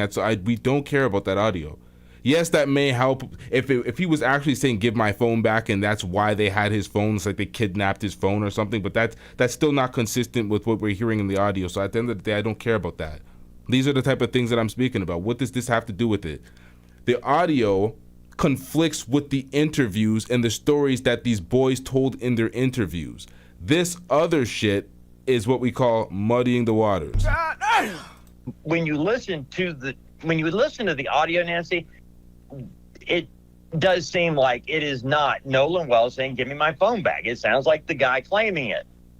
Guys, a lot of confusion surrounds. We don't care. That has nothing to do with nothing. That has nothing to do with anything. All we know is this dude said that nobody had their phones and we keep all the phones and blah, blah, blah. And that's why they had Nolan's phone, but nobody else's for some reason. Still able to call everybody else in relation to it to find out where Nolan is, but you couldn't call Nolan because y'all had his phone. Stop it, bruh. All this, he wanted his phone back from this audio, that we don't really, that doesn't, if it's not him, that's not him. That doesn't change the fact that this new audio is a smoking gun. the audio that has been released by the Mississippi Department of Marine Resources. This, as we are also learning about an offer made by the United Cajun Navy to Ben Crump, who is representing Nolan's family. To Todd Terrell joining us, the president of the Cajun Navy. Todd, thank you for being with us tonight. Todd, explain to me the offer that you guys made to Crump. Well, first of all, I want to make sure that I really am specific about the words I use because I don't want things taken out of context. Me personally, as president of the United Cajun Navy, made a call to Mr. Crump and offering him our services for dogs, cadaver dogs, and specific scent dogs. I never heard back from him. Our incident commander, Josh Gill, did speak to Liza Parks, I think he's one of his lead attorneys or whatever, and offered the services as well. The rumors about us talking to Mr. Crump, personally, I want to set the record straight. Nobody, myself, nor anyone from United Cajun Navy spoke personally to Mr. Crump. We did reach out and make an offer, but we did not hear back from him. Okay. Much has been made of the offer to, was it cadaver dogs, scent dogs, or both, Todd? It was both. It was cadaver dogs and specific scent dogs. And, you know, some of this needs to be clarified. Okay. And you know, we did make an offer, but we did not hear from him himself. Gotcha. There's a lot of people on the team. So who is it that you said you guys contacted or spoke with? Liza Park. And we have a phone record. Our guy, Josh Gill, my incident commander, on the 13th, left her a message. And on the 14th, they reached out to her. And I think got back, I think it was 9:51 on the 14th. There was a 23-minute call with Josh Gill, our incident commander, and Liza Park, who I believe is Mr. Crump's lead attorney. And so they knew well what we did, the credentials of the dogs, and what our specific offer was. So they knew it ahead of time. To Marie Pereira joining us, veteran criminal defense attorney. She is also a domestic violence expert and a registered nurse to boot. Marie, thank you for being with us tonight. Here's the deal. A lot has been made that Nolan Wells' family turned down an offer to have the boat searched with cadaver dogs, which, if they had hit on the boat, would suggest a dead body had been on the boat. Here is the fly in the ointment. It's not their boat. They can't give authority or permission or privilege for anybody to get on that boat and search the boat. So the fact that Crump's team didn't call back means nothing. That's very weird too. That's very weird. If the police were investigating and they were using dogs and certain things to collect certain forensics, it would be up to the police to actually independently choose to search that or whoever's boat if they got a warrant to search somebody's boat. To bring it to the family and say, yeah, that is very weird. I absolutely agree with Nancy Grace here. What the hell was that? They were not authorized to give what the hell? Authority or privilege or permission for anybody to board that boat, much less a cadaver dog or a scent dog. You nailed it. And it's not his job or anybody else's to do what the police need to be investigating. Thank you. That, you know what you call that? You call that fake hustle. Oh, let me act like I'm doing something. Let me put this bullshit at the table and act like, oh, this proposal, this can help. And damn well knowing you ain't doing shit. You can't help nothing. You're not facilitating anything. You're full of shit. Fake hustle, bruh. After hearing that audio and knowing all the facts, they should be investigating this like it's a homicide and stop with the he say, she say from all of those kids on the boat who are presumed innocent at this moment, but I'm seeing and hearing guilt.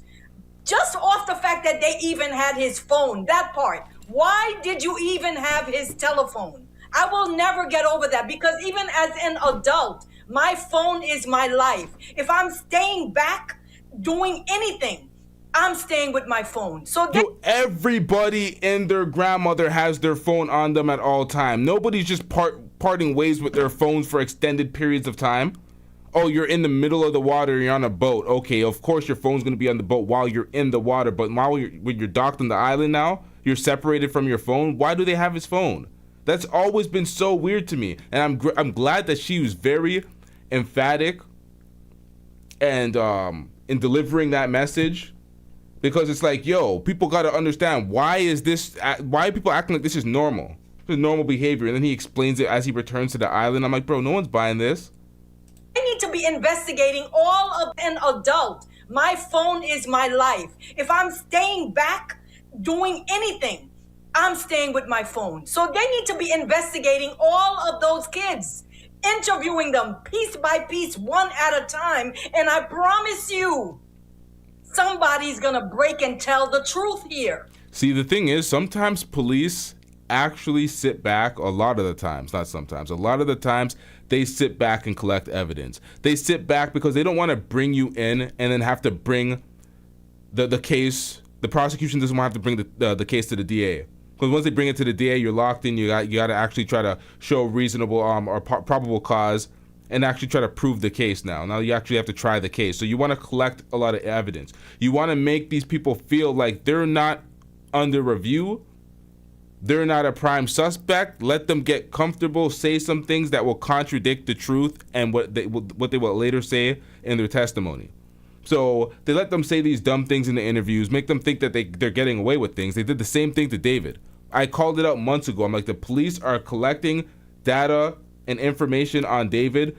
David's touring, he's out doing his thing. People thought he got away with it. I'm like, they're collecting information, so when they prosecute him, they're making sure that they get him dead to rights. So they may be doing that with this case. Of course, there's a different level of racial sensitivity with this case, so it seems like everybody's on code with this cover-up. But they may just be doing regular police work. I'm waiting to see this play out. I hope that's the case. I really thought, to be honest, I'm thinking this is some bullshit-ass cover-up. I'm thinking a lot of these motherfuckers are in on it and they're covering it up, but I hope that's not the case.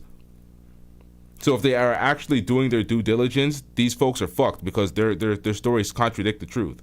Or contradict the evidence, I should say. Joining me is Marie Pereira. You know, in any criminal investigation, the first thing you do is get all the parties, all of them, and you separate them, and you question them separately. You give them a waiver of their rights. They read it, they sign it, you read it out loud to them, you get all this on video, and you ask each one separately what happened before they have a chance to get together and talk. That's true. I'm not saying the friends are guilty. I'm not saying they're innocent. What I am saying is that would have been proper police procedure. See, this is the thing, and this is why it seems like a cover-up, because if they did all of that, but they didn't make any arrests, they were just questioning and they did proper protocol, then they let them do all these interviews. You would have hope that this is what they're doing, the same thing they did to David. You know, the singer that killed that underage girl, allegedly killed the underage girl. You would think that they're doing that, but they didn't follow proper protocol whatsoever. So you have less hope that they're actually trying to try this case fairly. For all we know, it did happen. It doesn't sound like it happened, but for all we know, it may have happened. The next thing you do is you ask them, would they willingly take a polygraph? Now, you and I, Marie Pereira, know that in a criminal case, polygraphs are not allowed into evidence unless they are stipulated, agreed to, before the polygraph is taken. Now, after the smoking gun, the video, the audio of the call to the boating service has been released, these kids are definitely not taking the polygraph because they've already been caught contradicting themselves and lying. Dude that did the interview with Brandon Tatum said that, yeah, they left and they left Nolan there. Bro, the call says something completely different. That polygraph will be going all over the place. Y'all feeling that? It's the only way they come in. Now, in civil cases, they're allowed in. Think of O.J. Simpson. Didn't come in the criminal case, did come in the civil case, and P.S., he flunked it. That said, that's what you do. You separate them, you talk to them, you record it, you get their waiver of rights, you read their rights out loud on video, then you talk to them. Not hard. Next thing, you bring cadaver dogs and scent dogs on that boat. Now, scent dogs are going to hit on the boat anyway because they state Nolan was on the boat. So they're going to pick up Nolan's scent on that boat. Cadaver dog, whole nother story. And another thing, I would get a search warrant for it. Exactly. You may not need a search warrant because a moving vehicle, as you know, Marie Pereira, under U.S. v. Carroll, that was a case that goes all the way back to moonshine days, bootleggers. If it's exigent circumstances, in other words, the evidence could leave. In that case, it was a car that was weighted down in the back. And the prohibitionists thought there was moonshine in it, and there was, and they stopped the car because the evidence would have been gotten rid of. Same thing with the boat. You may not even need a search warrant, but you could get one. That said, that should have been done day one. To Todd Terrell, President Cajun Navy, you guys have at your access scent dogs and cadaver dogs.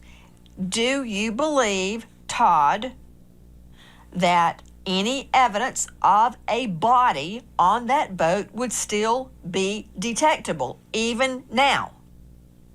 Not speaking specifically in this case, but in past cases, we've had dogs detect body, blood and smell months and even years later. Our biggest thing was, you got to eat this elephant one piece at a time. And if no one thought there was anything on that boat, they should be willing to allow dogs to go on the boat. So for us, it's a matter of just, it's another tool. It's a tool to use. Dogs aren't 100%, but these dogs are pretty damn close to it. Joining me now is Elliot Connie out of Arlington, Texas, psychotherapist. He's author of Change Your Questions, Change Your Future. He's president and founder of the Solution Focused Universe. He's a star of Family Therapy Podcast and upcoming The Elliot Connie Show. Elliot, thank you for being with us. Thanks for having me. Both sides are so ready to jump on each other. Now, shout out to this brother. We just seen him on Willie D's show as well during this reaction. Y'all, chat, can we get these likes up, chat? We got to get some support in the chat. Can we get these likes up, chat? Let's get it. I imagine, I'm guessing, I don't know what Crump's thinking, but he did not have authority to release that boat. It's not his boat. That's like me telling you, Elliot, sure, go ahead, search Dave Mack's house. I don't care. You've got my permission. That's not my house. I can't give permission for you to go search it. So it's really simple. That's absolutely right. It's really simple. I don't really understand so much of this. Like, people are, like you said, they're one side is going after the other instead of just accepting really logical things like the point that you're making here. Like, the family does not have the right to tell the other family what they can and cannot do with the boat, and other people are using that as evidence that there's something somehow wrong with what the family is saying, when all they really want is justice. And justice is the pursuit of truth. And it just seems to be triggering people in such an odd way that I, quite frankly, don't understand. Guys, I want to circle back not only to the beginning of that MDMR, Mississippi Department Marine Research call. I want you to hear more, a different segment of that SEATOW, that's SEATOW call. Listen. Right, looks like you're on Horn Island, correct? Are you on Horn Island? Yeah. Whoa. There's more to this smoking gun. I didn't know there was more to this call. And I edited this video and I didn't hear this part? What the fuck? Hold on, let me hear all of this again. I don't need to hear all of this. SEATOW, that's SEATOW call. Listen. Right, looks like you're on Horn Island, correct? Are you on Horn Island? Yes. All right, is the boat sinking or you have it aground? We were sinking, yes. Is it aground is the question? No, we're not aground. We are in 17 foot of water. We're in 31 foot of water. All right, have to ask. What do you want to do? Do you want to be towed back? I want to get this boat unsank and towed back, yes. All right, where would you like it towed to, sir? You can tow it to Ocean Springs Harbor, or Fort Bayou Lawn. You know, it just struck me. He's got reception. Exactly. He has reception. Why don't they got their phone? There's no reception out here. But you called. You got reception to call in your boat. And then your grandfather called in again to cancel that service. So you hear the distress in that call too. Oh, we're sinking. This is the second call. or it's not the second call, it's part of the same call, but it's the end of the first call. So you're acting like you're really sinking, and then your grandfather calls the same place to limit the witnesses. Called it off. Why is everybody saying you can't make calls and you can't take pictures because there's no reception? He's out in the middle of the water at those coordinates and he's got reception. Remember that? Remember that, Alexis Tereszchuk, Crime Stories investigative reporter? We were told at the beginning that items were not deleted off Nolan Wills's phone, but he wasn't posting because there wasn't reception. But they're out in the middle of the water and they've got reception. They do. He has really good reception, and you can hear it clearly throughout this call. But the stories maybe have changed a few times. First, it was he didn't have any reception. The other was, nobody took their phones on the island because, you had to wade through some water to get to it. And they even said, well, this is salt water, not fresh water, as if that matters to your phone when you drop it into it. But there are videos from the island. It's even some of his friends. Everything she's saying right now is factual. They've said all these things and these stories conflict with each other. That whole saltwater shit, he says that in the Brandon Tatum interview. We're going to react to that shortly. He actually says this bullshit. Are in videos from the island. So people clearly had their phone. And the other friend was arguing when we're talking about the videos that people worry about that have said that it was him. His friend was seen in the video screaming, "Give me back my phone." The phones were there. Other kids had their phones. Okay, but before I discount claims that Nolan did not have reception, I don't know what carrier he had. Maybe he didn't have reception. My point is, why everybody's screaming to shut this investigation down, I don't know, because these are very rudimentary facts that we don't have the answers to. He is talking about the boat taking on water. We are sinking. Come and get us. I want this boat unsank and towed back. But interesting, we learn that very boat took multiple trips later that very same night. So first, at 9:56 a.m., the boat leaves the original dock. It arrives at Horn Island at 11:14. So at around 4 o'clock, there is a call to the Coast Guard about the boat. NBC News got a hold of it. We're sinking. Can you all please come? And is everybody on board in good health otherwise? Yeah, everybody's on board. Everybody's on board. So does that mean Nolan is on there? Who was on that boat? At 4:31, the boat leaves Horn Island and it is towed approximately 3 miles, and then the tow ends. So after 3 miles, they go back to the original dock, okay? They arrive at 5:44 p.m. So it looks like this is where Horn Island is, and this is where the original dock is that I am referring to. I looked it up, and El Camino Real Road is in Gulf Hills, Mississippi, which is right above Ocean Springs. So I'm wondering if this is the house where they got the phone. Now, the boat travels to Fort Bayou. At 6:06, the boat returns to the original dock. Then, from the original dock, the boat goes back to Fort Bayou, and then they go to the boat launch, and it is put onto the trailer and moved by the vehicle. Did they drop people off at the original dock, travel to Fort Bayou, pick somebody up, and go back to that original dock? And then from there, why was there an hour and 13-minute time gap? This boat was sinking hours before, and then they're just having it docked for an hour and 13 minutes. You would think they'd want to get that boat out of the water ASAP. That's from the Real TikTok Detective and from NBC. So it doesn't sound to me, Dave Mack, that the boat was sinking, because they're going all over in the boat. So if the boat's not sinking, why the sea tow call? Why the distress call? Yeah, Nancy, the one thing you have to remember on that first sea tow call, you hear them saying, we're in 30 feet of water, we're sinking, we need to be unsank and towed. But if you follow along with that communication, the CETO company reaches out to a local captain nearby and says, hey, we've got a boat. Can you go take a look? And the captain nearest to the boat says, hey, I just got a call from the owner of that boat. He says they've resolved the problem and don't need us anymore. So, and this happened during the course of 10 minutes, Nancy. Yeah, that's wild. They didn't call back themselves. The grandfather called and he was in on it, said they fixed the problem. How do you know they fixed the problem? You're not there. They called in distress.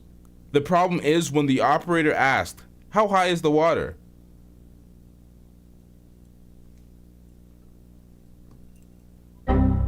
Ankle level? What are we looking at? What did you say? Bro acted like he didn't hear what the question was, and then he avoided the question. He evaded answering the question. He just said, oh, we're sinking. I'm like, you can't tell how much. And then he said something that they didn't ask. He answered a question that the lady didn't ask. He was being evasive. I don't know why, but clearly we heard what was going on in the back. So they're calling for help and then not calling for help. So something was definitely going on with this Triton 21-footer that they cannot explain. We don't know the truth about the claim the boat was sinking, because it sure as heck doesn't look like it was. So why the CETO call? That leads me back to the original sound from the Mississippi Department of Marine Resources. With me now is Todd Shipley, digital expert. Todd, listen to this.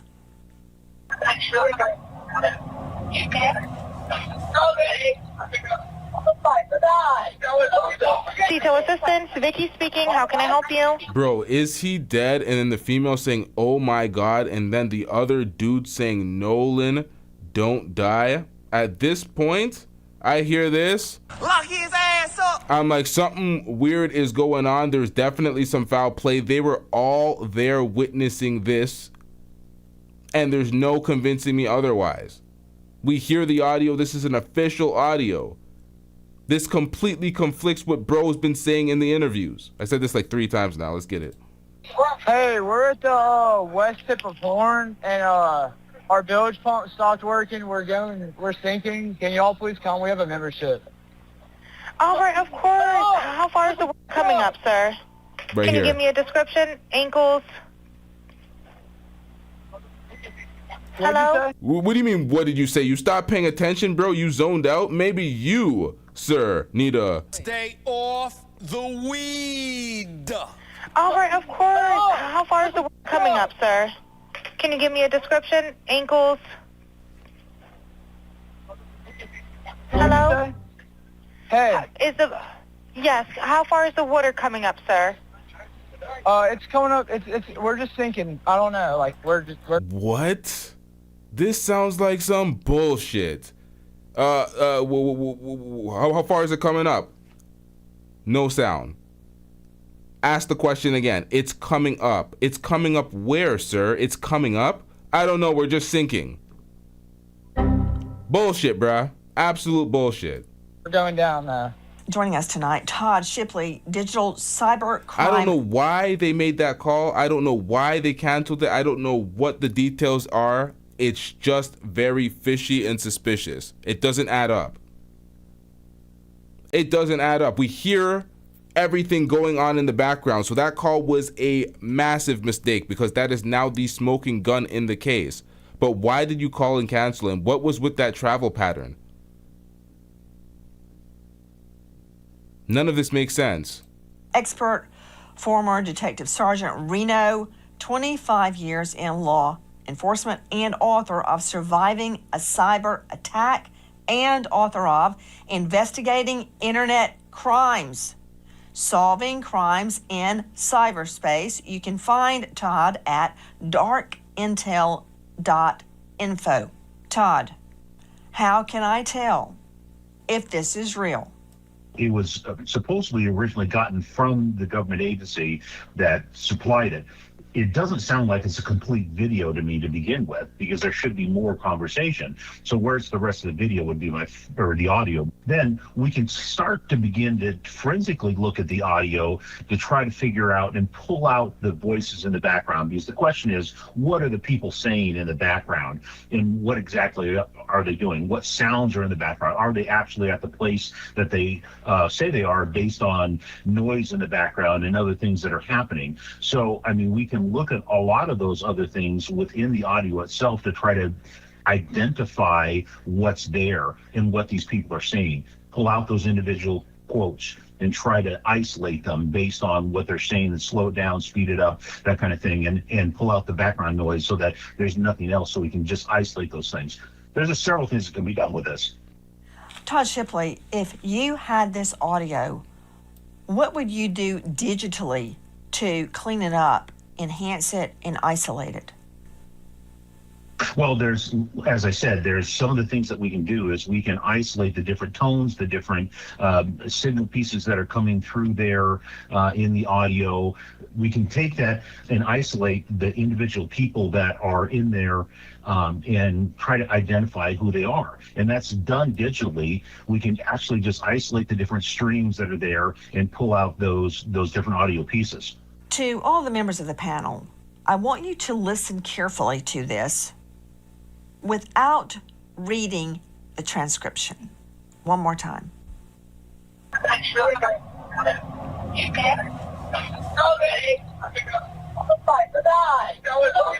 Detail assistant, Vicky speaking. How can I help you? Hey, we're at the west tip of Horn, and our bilge pump stopped working. We're sinking. Can you all please come? We have a membership. All right, of course. How far is the water coming up, sir? Can you give me a description? Ankles? Hello? Hey. Yes. How far is the water coming up, sir? It's coming up. We're just sinking. I don't know. Like we're going down now. Todd Shipley, the words, a man saying, "Wake the F up." I can discern that without reading it on the transcript. Where you hear someone say, OMG, I can make that out. Yep. I can make out what I think is don't die. They're screaming. Yep. What can you make out of this? Because if this is real, this changes the course of the investigation, Todd Shipley. Now it's 100% real. Well, it definitely does, and those are the things that we want to focus on. You can hear, like, I looked down. I made sure I looked down. I heard the Nolan. I heard the Nolan scream. I heard the don't die. I heard the wake the fuck up. The transcript is not misleading and making you hear something that you're not hearing because the words are on the screen.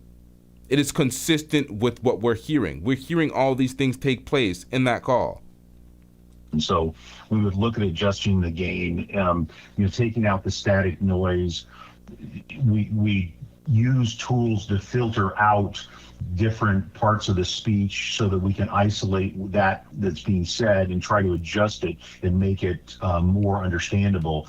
They use these things when they have snitches with wires, and the wire produces very little audio, and sometimes it's very muffled because it's very hidden underneath layers of clothing. They know how to isolate audio very well. So there's editing techniques that we can use to try to figure out exactly what's being said, because that items in the foreground of the audio being the two people speaking on the phone are what we want to remove. We want to get to those other conversations in the background and try to isolate those by reducing the static that's there and adjusting the gain higher so we can understand what's being said better. I don't quite get it. To Elliot Connie, psychotherapist and author, if items have been doctored, like the pictures I was describing earlier where a young man was face down on the beach getting beaten by a group of guys, it's not Nolan. I'm not sure the incentive for pouring gas on the flame. But the incentive is to confuse people and muddy the waters with fake news and fake videos. So anything that you see that comes out in relation to it will be questioned the same way as the fake videos are. That's what folks do all the time in this media industry. They muddy the waters. we have to listen to this and we have to try and discern the truth. Yeah, I think that's true. And I share your confusion. Like, people want to believe that this was an accidental drowning to the point where anybody asking any questions is experiencing massive amounts of hate online, including Nolan's mother and family and father. And I think it's really important to ask these questions. To the point of the audio that we've been watching, there actually is a version of this that a sound engineer has done exactly what Todd was just talking about, removing the foreground noise and enhancing the background noise. And you can clearly hear them saying things like, "Wake the F up, Nolan." And the very one thing that you can clearly hear in all of these versions is them screaming Nolan. Which, to your point, would turn this investigation in a very different direction just by knowing that Nolan was on that boat. And I think it's important that we ask these questions. I'm so glad that you are on top of this, because we need people like you with your platform that don't look like people like me advocating for truth, because people have such a motivation to protect these kids. Yeah, they have such a motivation to protect these kids, and we're seeing it all on social media. They're all white folks. They all seem to be racist white folks trying to protect these kids, and if you even raise a question to what's going on, or even foul play, you're not accusing kids outright of murder and be like, you're just questioning what really happened. It seems like there's some sort of foul play. These folks are getting violent on social media. So it's like, you know what's going on here. So it's very important. So shout out to Nancy Grace. It's always important to have a diverse group of folks representing the same points, because when you have it from, if it's all black people, all white people, all whatever, it looks racially motivated. It looks like, oh, you're playing identity politics. So it's always great to have somebody like a Nancy Grace to stand up and get her investive journalism bag on and get into the weeds and the nitty gritty of the situation. Not somebody that's going to be a Brandon Tatum, Raccoon Tatum, just sucking off the other side. Like, what are we doing out here? Just absolutely just filthy work, man. And I don't fully understand it when the motivation should be pursuing justice and truth. Facts. Speaking of attacks on Nolan's mother, listen. The only question that we have is what happened to our son. That is the only question. We have consistently been degraded by the public. There's been questions about our parenting, our GoFundMe, this, that, and other. I've been called a racist. I am a healthcare provider, and I take my job very seriously. I love everyone. Not only is Nolan's family getting death threats, reportedly, but so are the so-called friends that were on the boat. Well, I mean, with everything going on social media right now, and with people saying the crazy things that they're saying, I would never want to take the attention off of Nolan and his family. They don't deserve that. And, you know, for own personal reasons, I mean, I've gotten thousands of death threats. My family's got thousands of death threats. I couldn't bring myself to go because, you know, I got to put my own safety first. And even if that means, you know, missing my friend's funeral, I mean, it's horrible. So that article that I read that I was referring to earlier, I felt during this, as I was listening to certain things, I felt like that article was absolute bullshit. But listening to what Nancy Grace said and then listening to him out of his own mouth admit that he didn't want, it was not they were forced to go. He felt unsafe, and it was his own feelings. They made that. I gotta pull up that article so I can hold that website accountable, because that's the nastiest work. The nastiest work. Couldn't bring myself to go because, you know, I got to put my own safety first.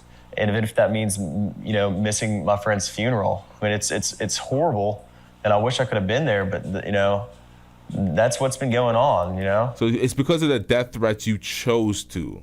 Because they frame it as if they were in physical harm, in physical danger, in immediate danger. That's the word that they used. I gotta find that dumbass article. That is ridiculous.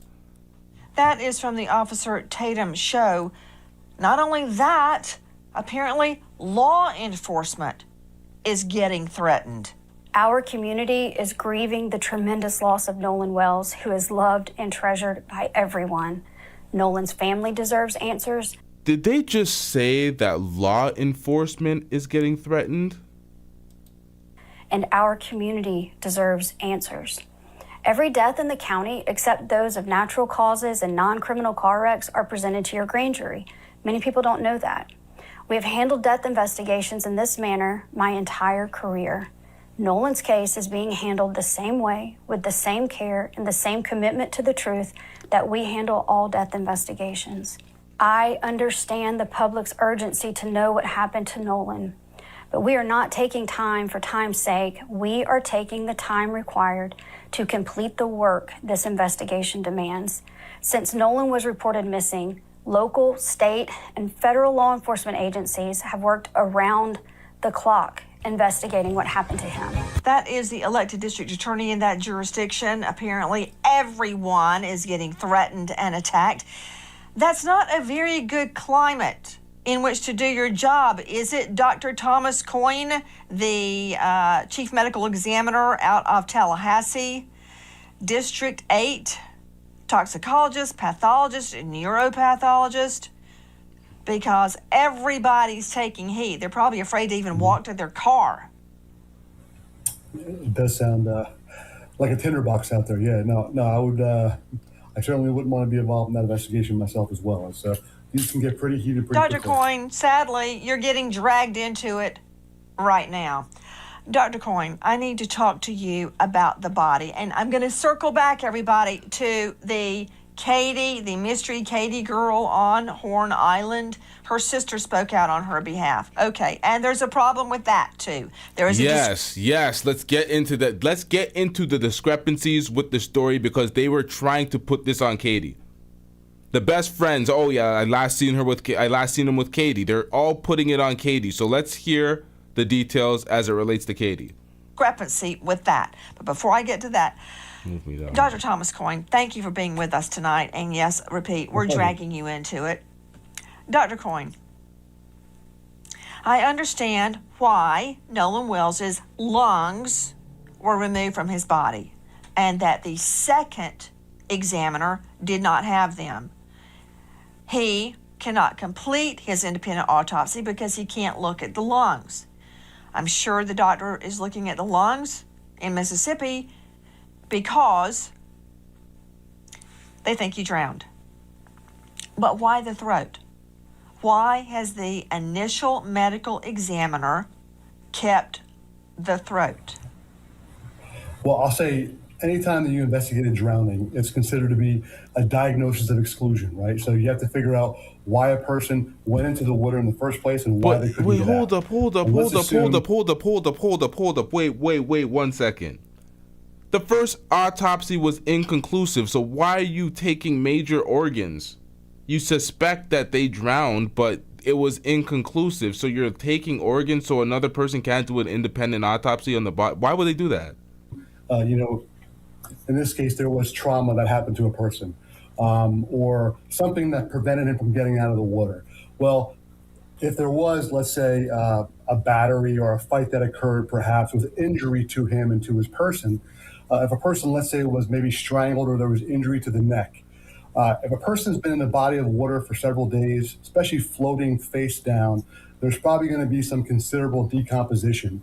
And one of the ways that we determine if there's trauma to the neck or if there's been, like, say, strangulation, is if there are hemorrhage in the neck muscles surrounding the airway, and if there's fractures to the cartilage and bones that are within the neck. But if there's some considerable decomposition, the blood that's within the major neck vessels can begin to leak out into the surrounding muscles and make it very difficult for you to differentiate actual hemorrhage from artifact of decomposition. So what they may be doing is preserving the neck itself to digest away all of those tissues, to really examine the bones, the highway bone, and the tracheal cartilage to get a better idea of whether or not there's any trauma or fracturing to those structures.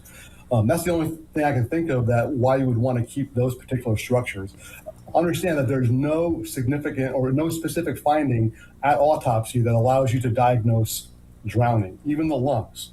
So the lungs may have evidence of, fresh water or salt water, by looking under the microscope, but you can't tell whether that was active or passive movement of water into the lungs, if this was a body that was thrown into the water after death or a person who actively drowned. And so I don't know why they're saving the lungs, but the neck structures, I can make the argument that they're trying to get a better look at the neck cartilage as well as the bone, the highway bone in the neck. Okay. So, Dr. Coyne, that was a lot.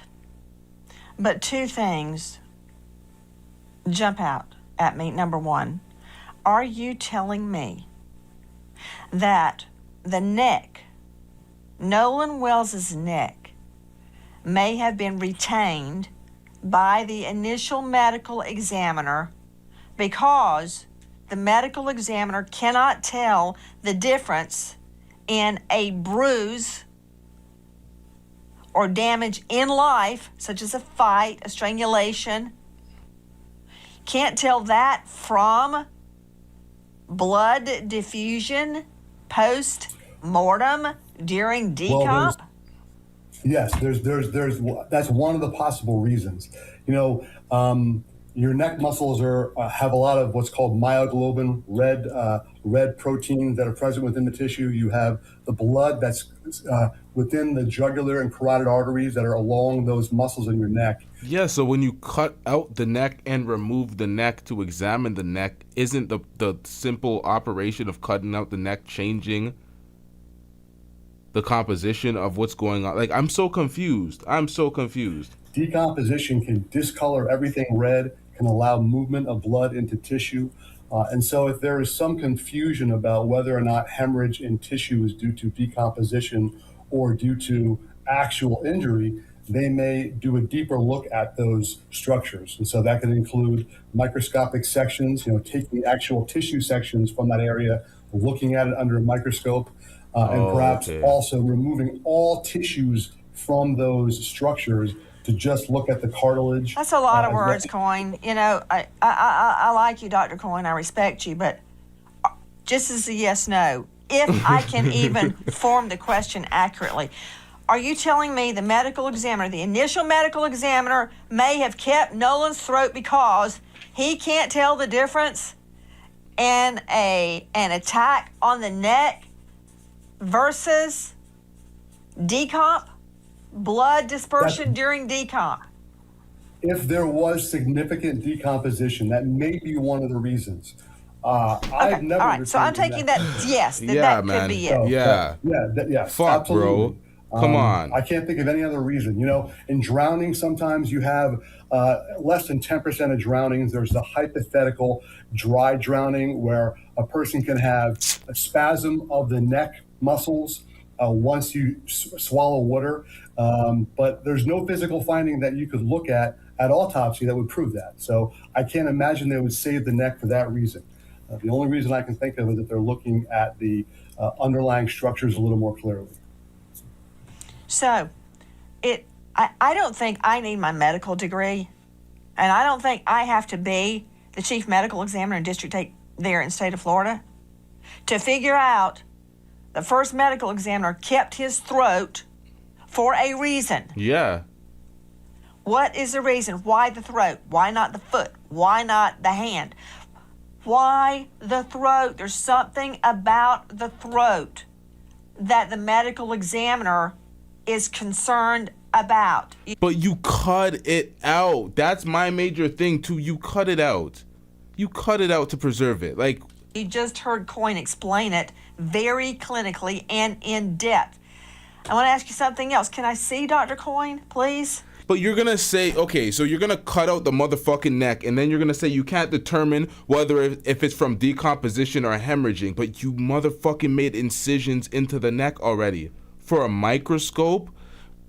How long does this shit take? How long does this shit take? It's been 20-something days now?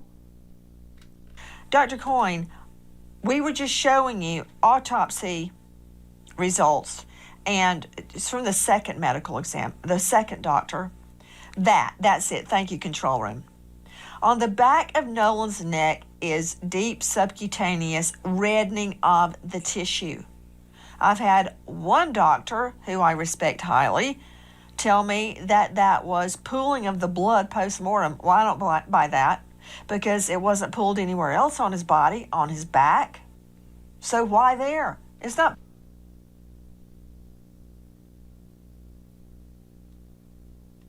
Wait a minute. Wait a minute.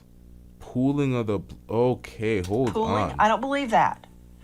Then somebody else said, oh, that happened because his head was on the block at autopsy. Well, the block at autopsy is usually 4 by 13. That is 8 by 12. Plus, that doesn't make sense. You don't bruise post-mortem. So there would not be markings on his body from the autopsy. You can't bruise after you're dead. Your blood's not pumping. No, that's not correct. It's not bruising. It's just red discoloration. If it was actual hemorrhage or hemorrhage in the tissue, which is a bruise, then they would have called it hemorrhage in the tissue. They're calling it red discoloration. When a body, especially a decomposing body, is on its back, it has to get transported from wherever the body is recovered to the autopsy facility. It remains in the autopsy facility until the autopsy is performed. Then the head is cut open to reflect the scalp back. So first of all, if there was significant hemorrhage there, the first autopsy should have noted that. I don't know what their findings are, but understand that virtue, that process of reflecting the scalp to open the head and then sending the body off to do that second autopsy can also contribute to discoloration just from drying artifact. But when a body lays on its back, especially a body, if there's significant post-mortem interval, yeah, you can certainly have red discoloration just from leakage of both skeletal muscle proteins as well as blood from all the capillaries and blood vessels back here. And it stains the tissue, and very common to get it on the back of your head. You can also get it on your back, but mind you, they're not reflecting the back to look at those tissues in the back, but they are opening the head. And so that's probably why you only see that red discoloration reported there. I believe you're saying, I'm trying to interpret this from a layperson's point of view, that out of his whole body, he had blood settling on the back of his head at his occipital?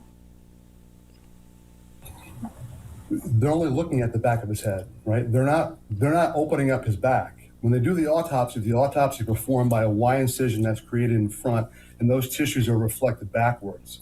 They're saying that's red discoloration because it's different color from the normal color of the occipital bone. I don't know enough. I don't have my medical degree. I don't know enough about this. So when I'm trying to figure this out, I'm like, they're also, yeah, no. From that photo, they're just putting red marker across the back of the occipital bone.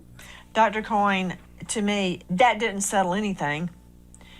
But we can't settle anything because we don't have the full autopsy.